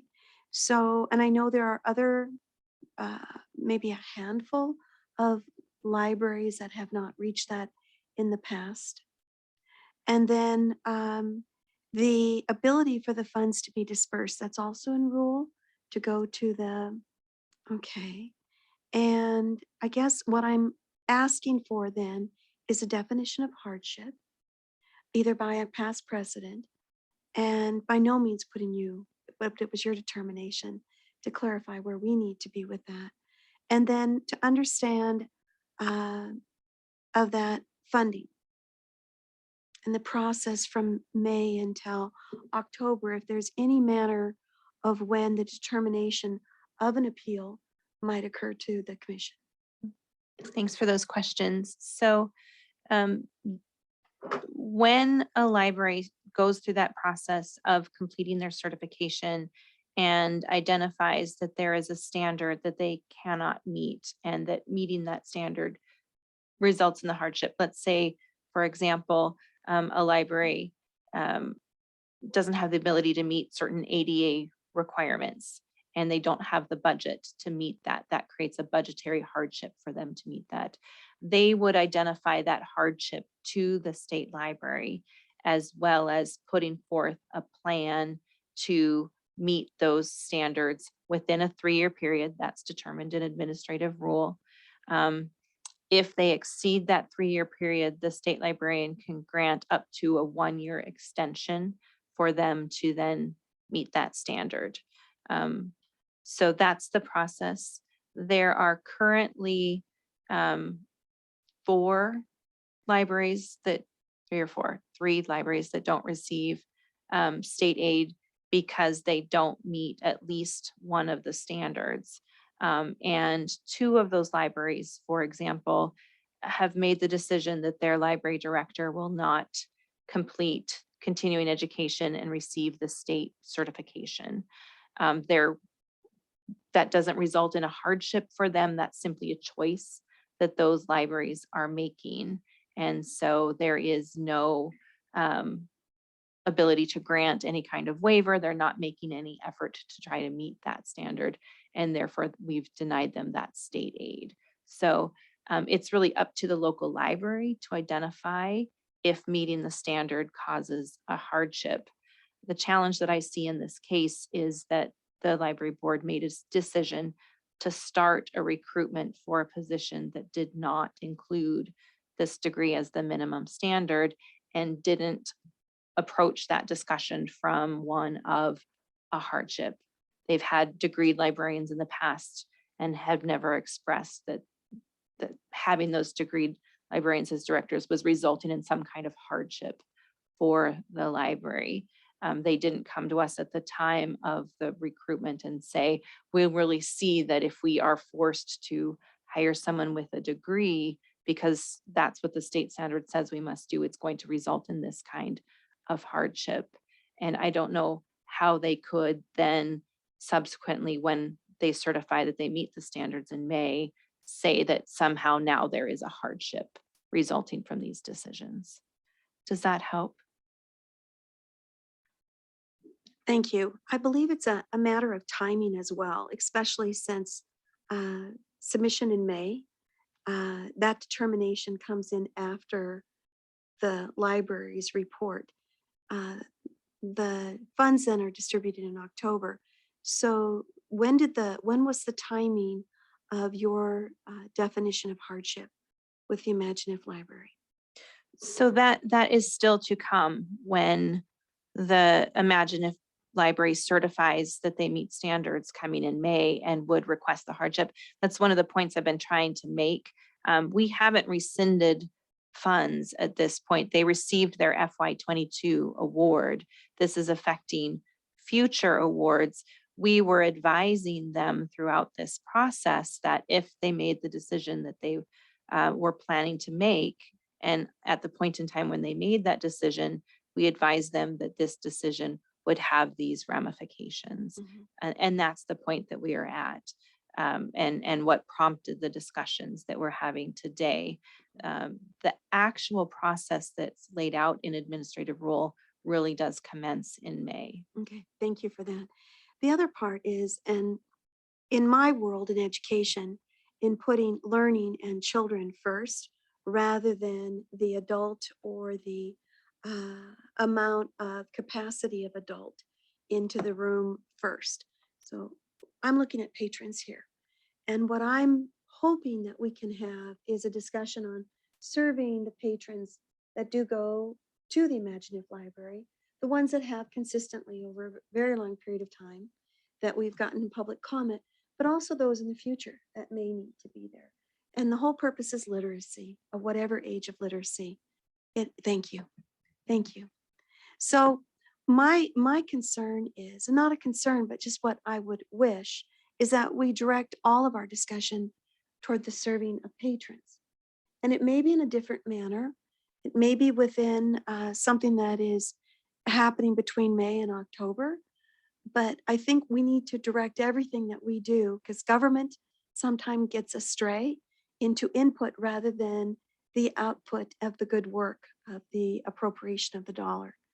So I believe what I'd like to direct with then is, I don't know who to ask of, but if there is no state remittance of $35,000 or that amount, how is your plan of serving the Flathead Valley and your patrons if those dollars don't come?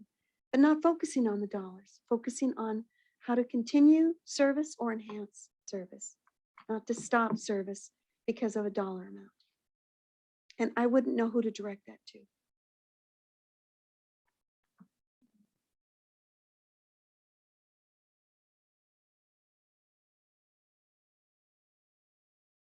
The 35, Dave Ingram. The $35,000 obviously is something we did not wish to lose.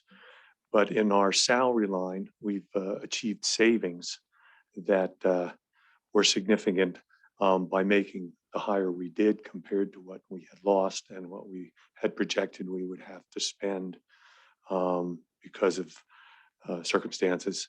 So in our current budget, we have one salaried position unfilled, plus the savings we've experienced. So we would like to have increased our materials budget, but that may be trimmed slightly on the increase side. We won't go down from what we've spent, but what we'd like to have spent may be reduced slightly. Just mostly, not so much the loss of that, but just general inflation and costs that have occurred over this past year. When it comes to the serving of the patrons then, So in the role of materials or increasing your collection, or I see, you know, that article that came out of offering it throughout the summer to a very small population of young flatheadings, if I call them that way. Mhm. So what are your hopes and dreams then? And I think that stems as what you had asked, Kristen, about why what are you planning on doing? If we could put all this aside, Mhm. and if it's not about the dollars, because you have an adjustment in your salary ratios, you know, share with us your hopes and dreams for Imaginative Library moving forward. Well, first, I mean, I'd like to repair the relationship we have with the community and the foundation and the friends by trying to deliver a product that they find attractive. Continue the early literacy courses and also consider continuing the summer programs. In the past, those have been significantly funded by those two other entities, Foundation and the Friends. And going forward, that's something we'll have to hope continues. We still have an open spot for our youth services position to help us deliver that service. And so that's what we'll be working on this summer. I hope that answers some of the Yes, questions. thank you. Thank you.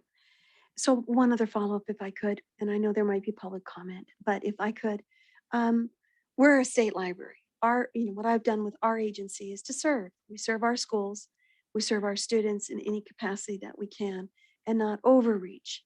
Understand that we ask things of them for monitoring, compliance, following standards, of course. But what is ours moving forward? It was very positive that Miss Cook was there in the beginning, and I very much appreciate, you know, that positive that the state is doing good work, because that we want that to continue. But what is our plan moving forward, if indeed, like to those 3 libraries that have not reached that standard of level of service that is in the rules? What are we doing at the state library in that interim to make sure that literacy of our patrons is secured across our state? I appreciate that question because it gives me the opportunity to say that while we regret, and I'm sure Imaginative would regret the loss of the $35,000 funding, the library still has access to all of the other services and support of the state library, including our consulting staff like Tracy Cook. This doesn't jeopardize their membership in the Montana Shared Catalog or Montana Library to Go. They still have access to interlibrary loan services. The only thing this decision impacts is state pay, and that's an administrative rule. It is very much our intent to help this library and any library that's not meeting the standards try to meet the standards in some kind of way. We hold libraries' hands as much as we can and offer opportunities for them to think creatively about how they can meet the standards when there are dire situations. So we continue to commit to support Imaginative Library in the exact same way. This decision that is before the state library is about process and laws and rules and our fair and consistent application of those rules. And again, I want to reiterate that if the library disagrees with a decision that I see no reason not to make at this point, then you have the right to appeal.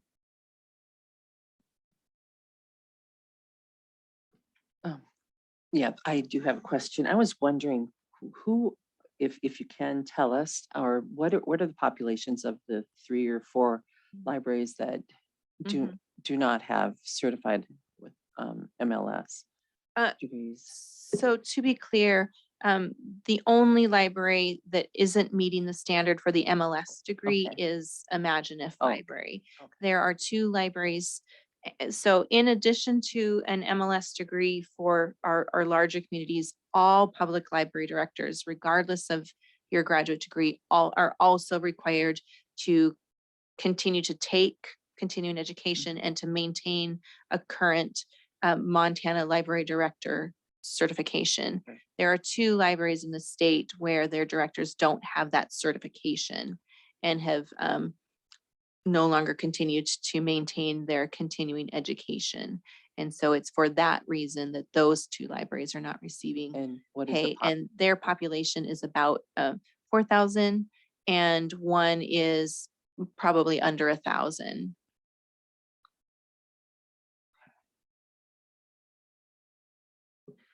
I have a couple chats. One, Starla Rice commented, I thought the commissioners are responsible for approving the decision. Then I'll read, Alyssa Ramirez was having trouble with her microphone, so I will read hers a little longer. Sorry, I don't know what is wrong with my audio. I'm Alyssa Ramirez, Director of the Lincoln County Library. I have been closely following the progress of this issue because the decisions of the Imagine Library Board have been closely following the progress, have far-reaching effects. It's hard to read off chat. In my opinion, Imagine If has been a leader in the Montana library profession. It has been incredibly sad to see the turmoil that has overtaken the library.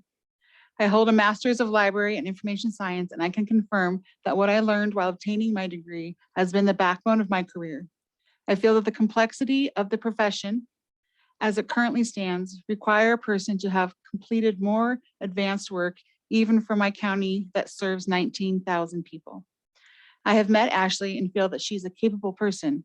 I'm saddened that she is being put through this turmoil, and I hope the best for her in her position.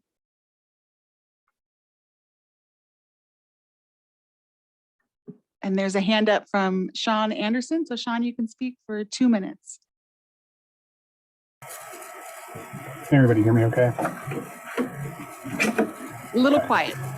Okay. Well, my name's Sean. I'm the senior librarian at Imagine If Libraries, and I just wanted to just chime in and clarify a couple of things about Ms. Arnson's question about the loss of funding and how the library is responding to that. I think it's a legitimate concern that this loss of funds will impact our service to the public, especially those very visible services that Commissioner Brodell shared the article about. To clarify to this commission and to anybody else who's listening, those programming funds that we use for summer experience and for our ongoing children and adult programs are privately funded programs. Those funds come directly from our library foundation and the Friends of the Library, and are not impacted by county funds. The county does not fund any of our programming budget. The other question that was raised by Ms. Arnson is about what the impact that will have on our budget in the upcoming year.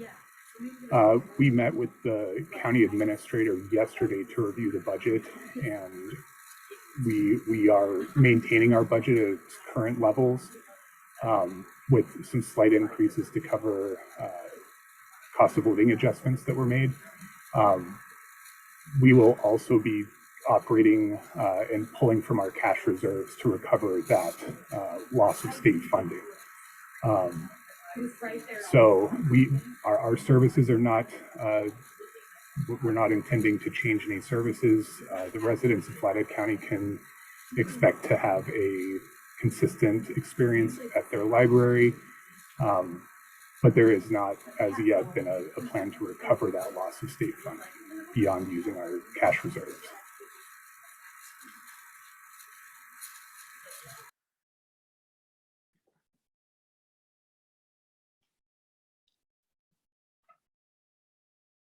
Okay. Any further comments, any further questions?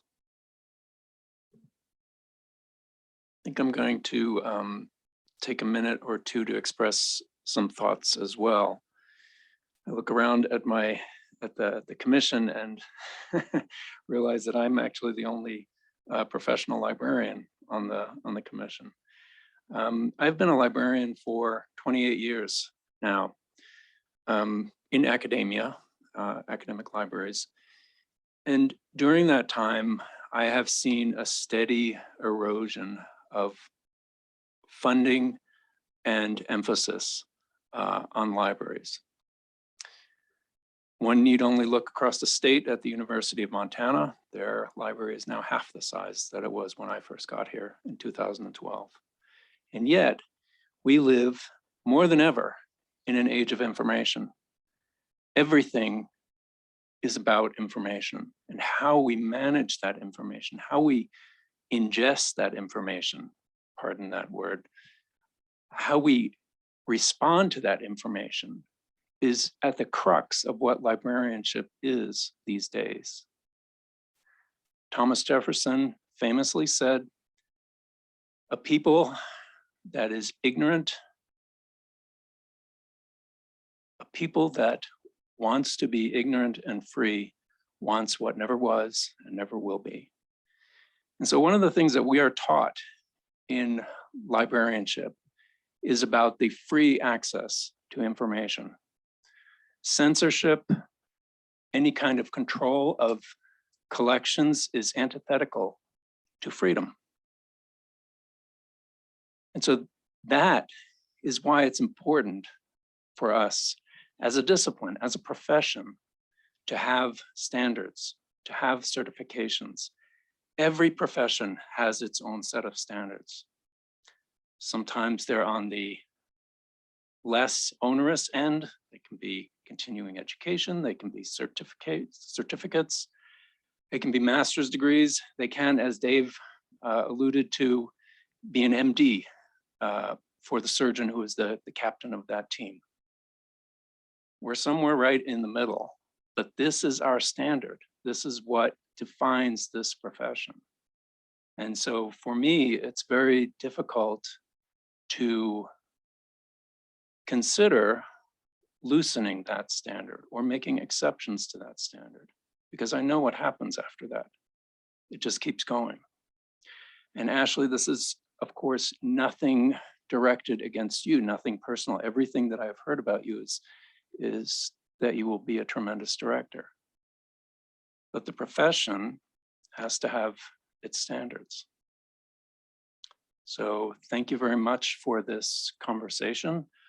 I just thought it was important for me to express how I feel about this situation. I realize it's a very difficult situation. I realize that people are very passionate on both sides of the argument. I feel passionately about it as well.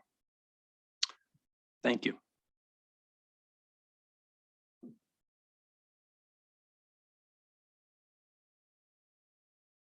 Keep that microphone on. I want to thank our guests for attending today. Let's take a 5-minute break. Bye, Kristen. We'll be back at 2:06.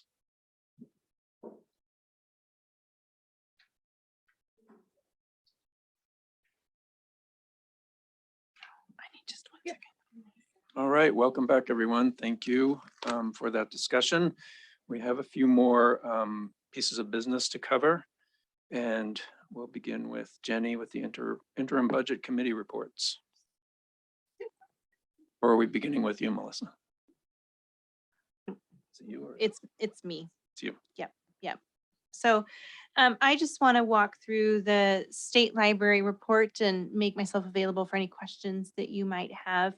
The interim budget committee report and the COVID story map are the two reports that we've been providing regular updates through to the interim budget committee. And the most recent budget committee meeting was on March 16th. So the two story maps provide an update on the progress that we are making, both in terms of our expenditures of some of the new monies we received legislative appropriation for, and then our COVID related funding. Happy to answer any questions about those reports. A couple of things that I wanted to just take a moment and point out. We do now have a contract awarded to One Spatial to provide a tool to help us and local governments to manage their 911 related data. So we're happy to be under contract, beginning to use that tool. Our effort now shifts to outreach and education to help those local governments to begin making use of that tool. We anticipate that by the end of this fiscal year, so hopefully around June, we'll start to have some of the reporting coming so that we have a better sense of the amount of and the accuracy of local government 911 data, and where the work priorities are for us to then integrate that data into some of the statewide data sets that we need to support. We've done a number of outreach opportunities through the Montana Association of Geographic Information Professionals Conference, meetings of 911 practitioners, and we have an opportunity soon to meet with the Sheriff's Association. Those are all key stakeholders that we're working to engage with. And then we have now a functional pilot of the Montana State Real-Time Network operating in the state of Montana. And Kazi, the new staff that you met at your last meeting, supporting that effort.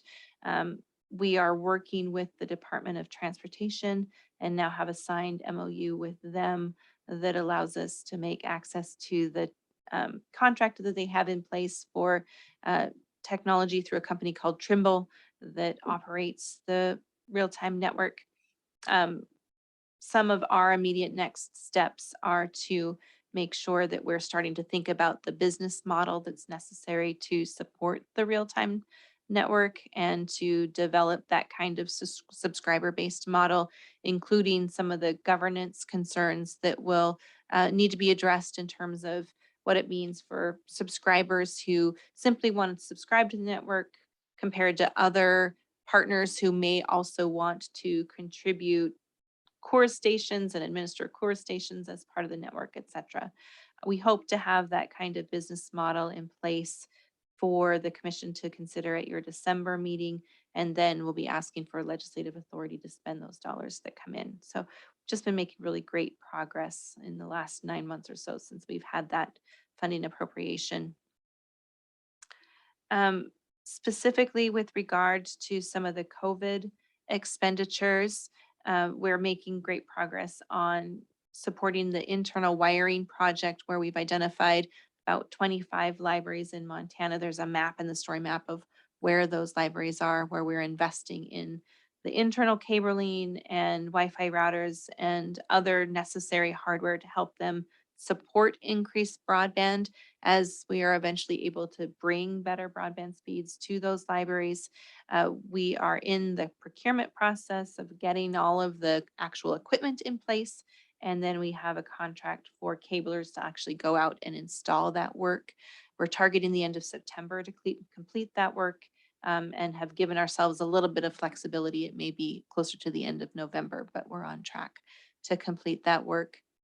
We also signed an MOU with the Montana History Foundation to leverage some of our ARPA dollars. The History Foundation has a grant program where they use some of their privately raised funds to support a variety of historic preservation projects. And often those are digitization projects. So digitizing local history collections or collecting audio histories and so forth. So through this MOU, applicants for the Montana History Foundation grants will be able to leverage some of our ARPA dollars to support digitization, as long as the grant recipients agree that all of that content gets added to our Montana Memory Project and becomes an educational resource for Montanans. So that's been an exciting project for us in the last couple of months. Happy to answer any questions about any of that reporting. We do have our regular work plan dashboard that we keep up to date on the status of our overall projects as well.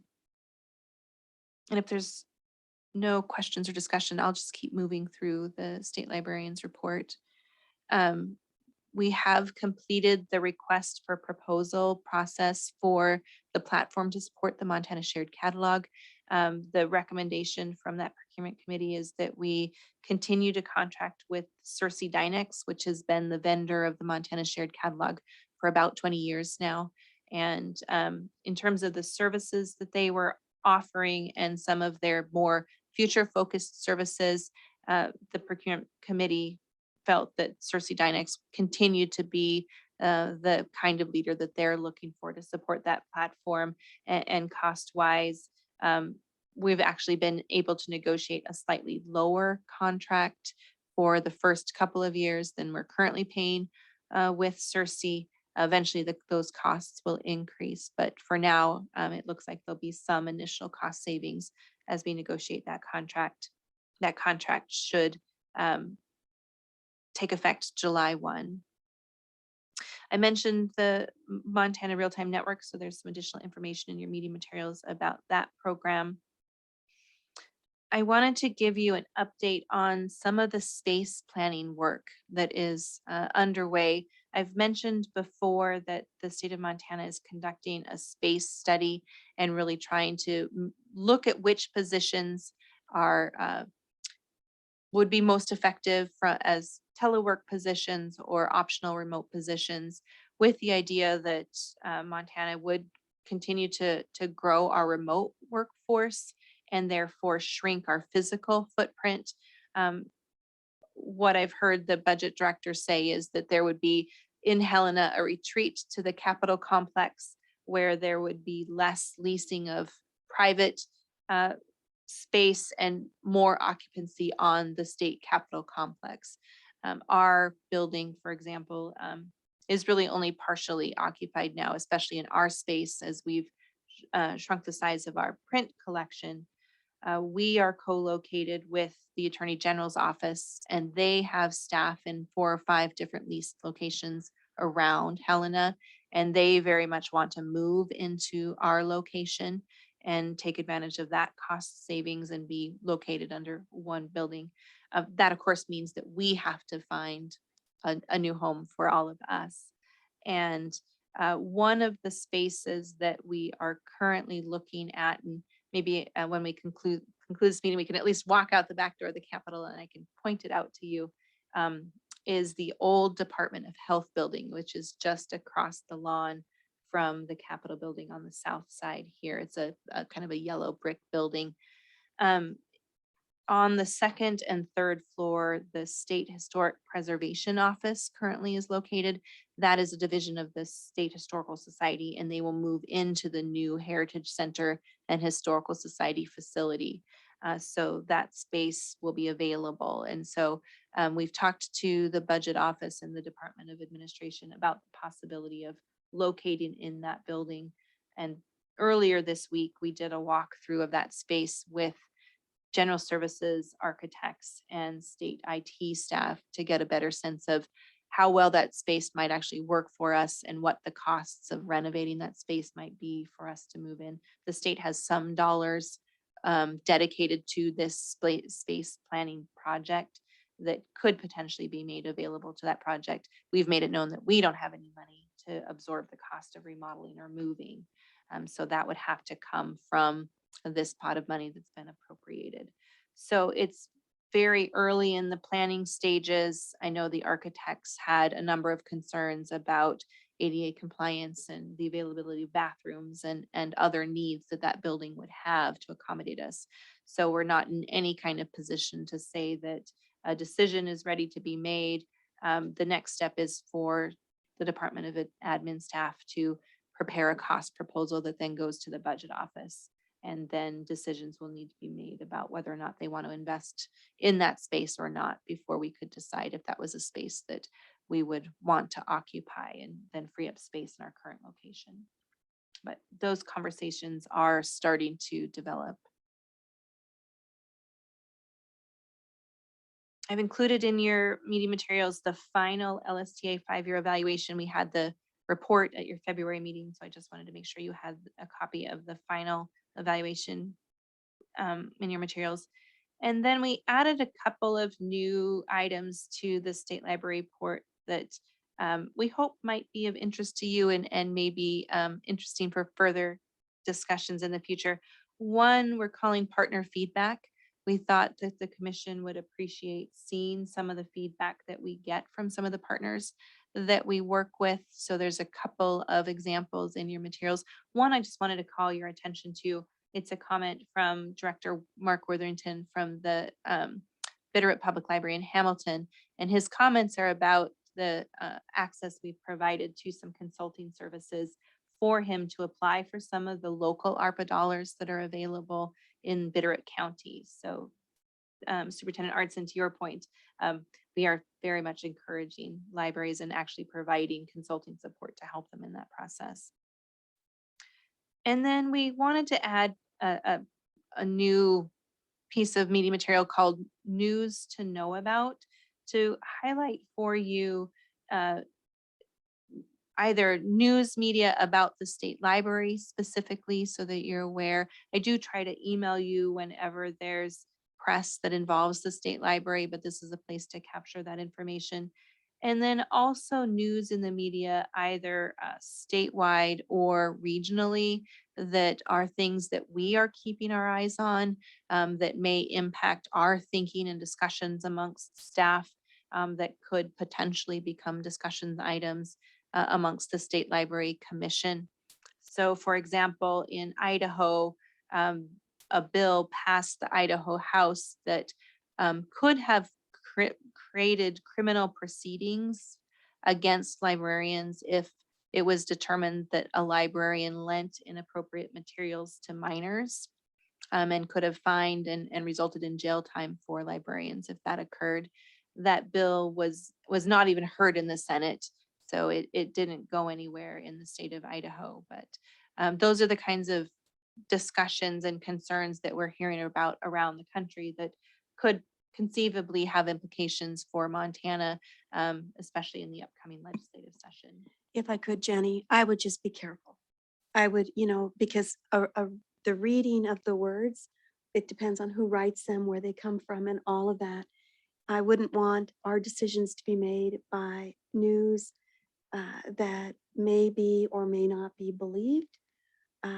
So I would encourage sources like what I go through, where it seems to be non-political, to put it that way. So we don't put fear into actions.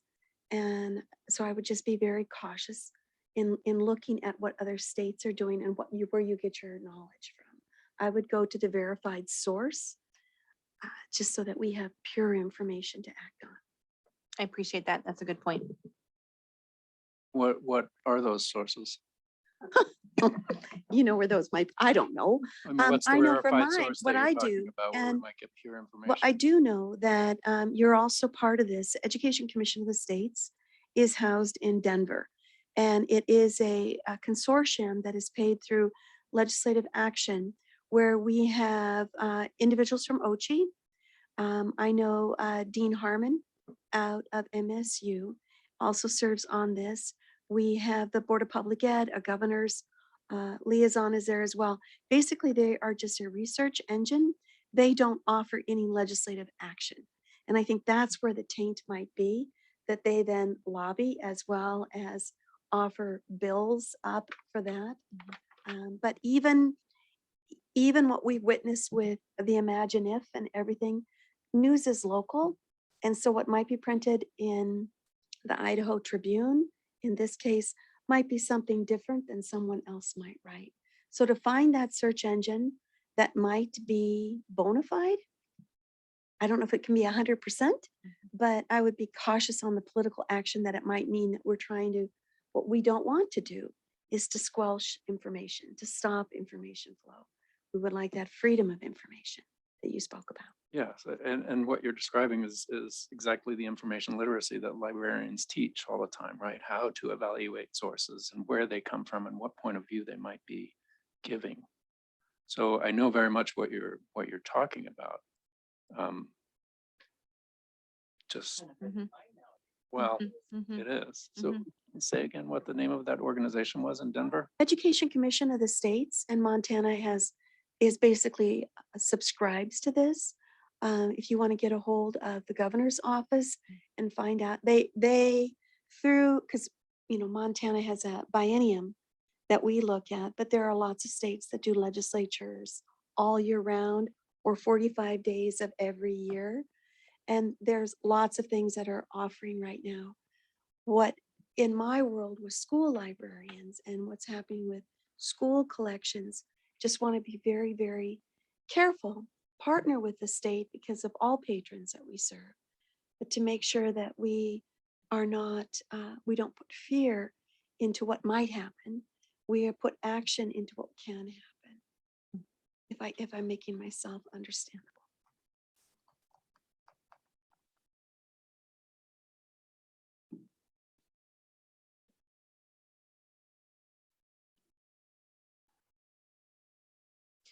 one other highlight that I didn't have a news source for. I looked, but I'm sure there's some press about it out there somewhere. The Baker County Library in oh, I just lost. What's the what's the county seat of Baker? It just went right out of my head. No, Baker's in Fallon County. Is that right? Am I saying that wrong? Okay, so thank you. So the Fallon County Library in Baker on April 6th celebrated their centennial, their 100th anniversary. So I want to give a shout out to that library. We sent our acknowledgements to them, and library consultant Pam Henley from the State Library was there to help them celebrate their centennial. So just a shout out and acknowledgement to the great work of that library and board for their continued service to their community.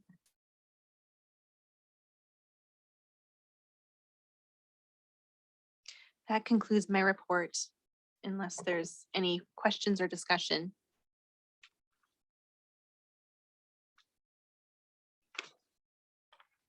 Okay, thanks, Jenny. And I think that moves us on to one last action item, which is to elect a vice chair. And as you heard from Kristen earlier, I spoke with her a few days ago and asked her to just serve out essentially Bruce's term as vice chair for the remainder of the year. So that would have been today's meeting, June's meeting, and August.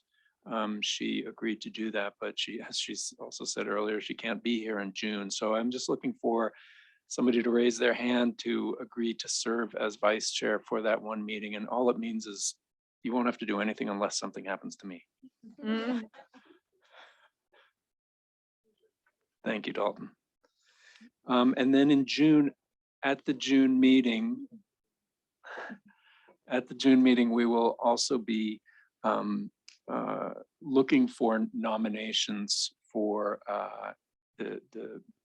the new year, for a chair and vice chair for the year beginning in October, right? Or does it actually hand over in August? We do the elections at the end of the August meeting, so starting in October. Starting in October, okay.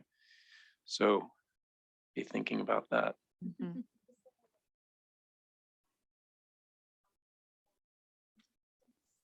People can be reappointed, yes, or re-nominated, I should say. And then our last item is the calendar review. Yeah, so just a few things. I hope you all received invitations for the rescheduled reception and celebration of the painting donation from one of our Talking Book patrons, Mr. George Van. So that's been scheduled for the Tuesday evening prior to your June 15th meeting.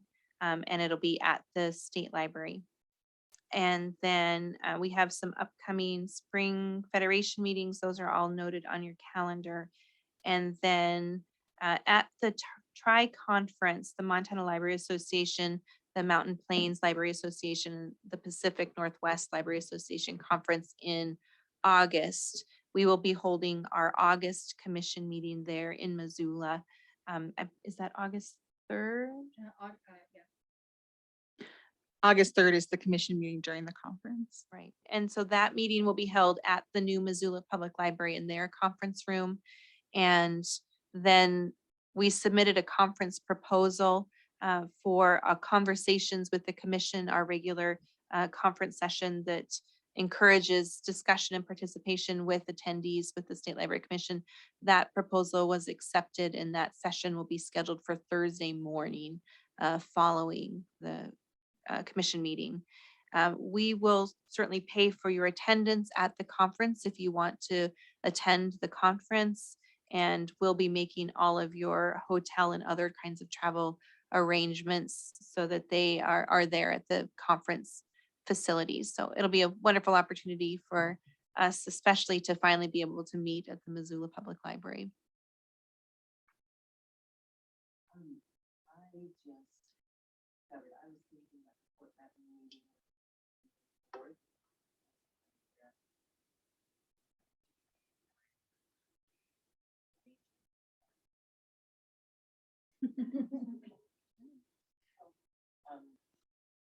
Okay.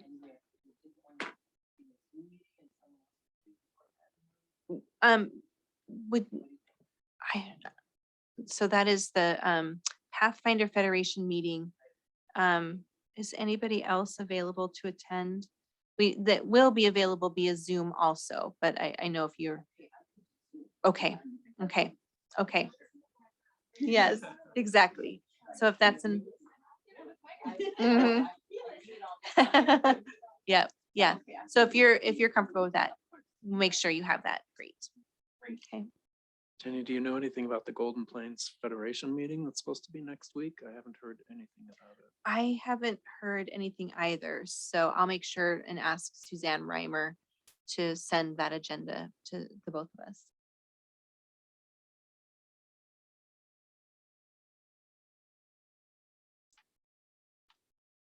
Anything else? That'll do it. Mhm. Melissa? I just want to remind all the commissioners that you all are invited to the staff retreat that we talked about earlier. And that is May 2nd and 3rd. And we're going to convene in Butte around noon that day. And so if you all can attend, please let us know today if you can, and if not, as soon as possible so that we can arrange for hotel rooms, et cetera. Mhm. The 2nd and 3rd. Just the night of the 2nd is the night that will stay in Butte. Yes. I really wanted to go. Oh. Oh, I'm sorry. I really wanted to do Butte, I'm doing a rural library visit in Shoto County that Oh, day. wonderful. So, Good. yeah.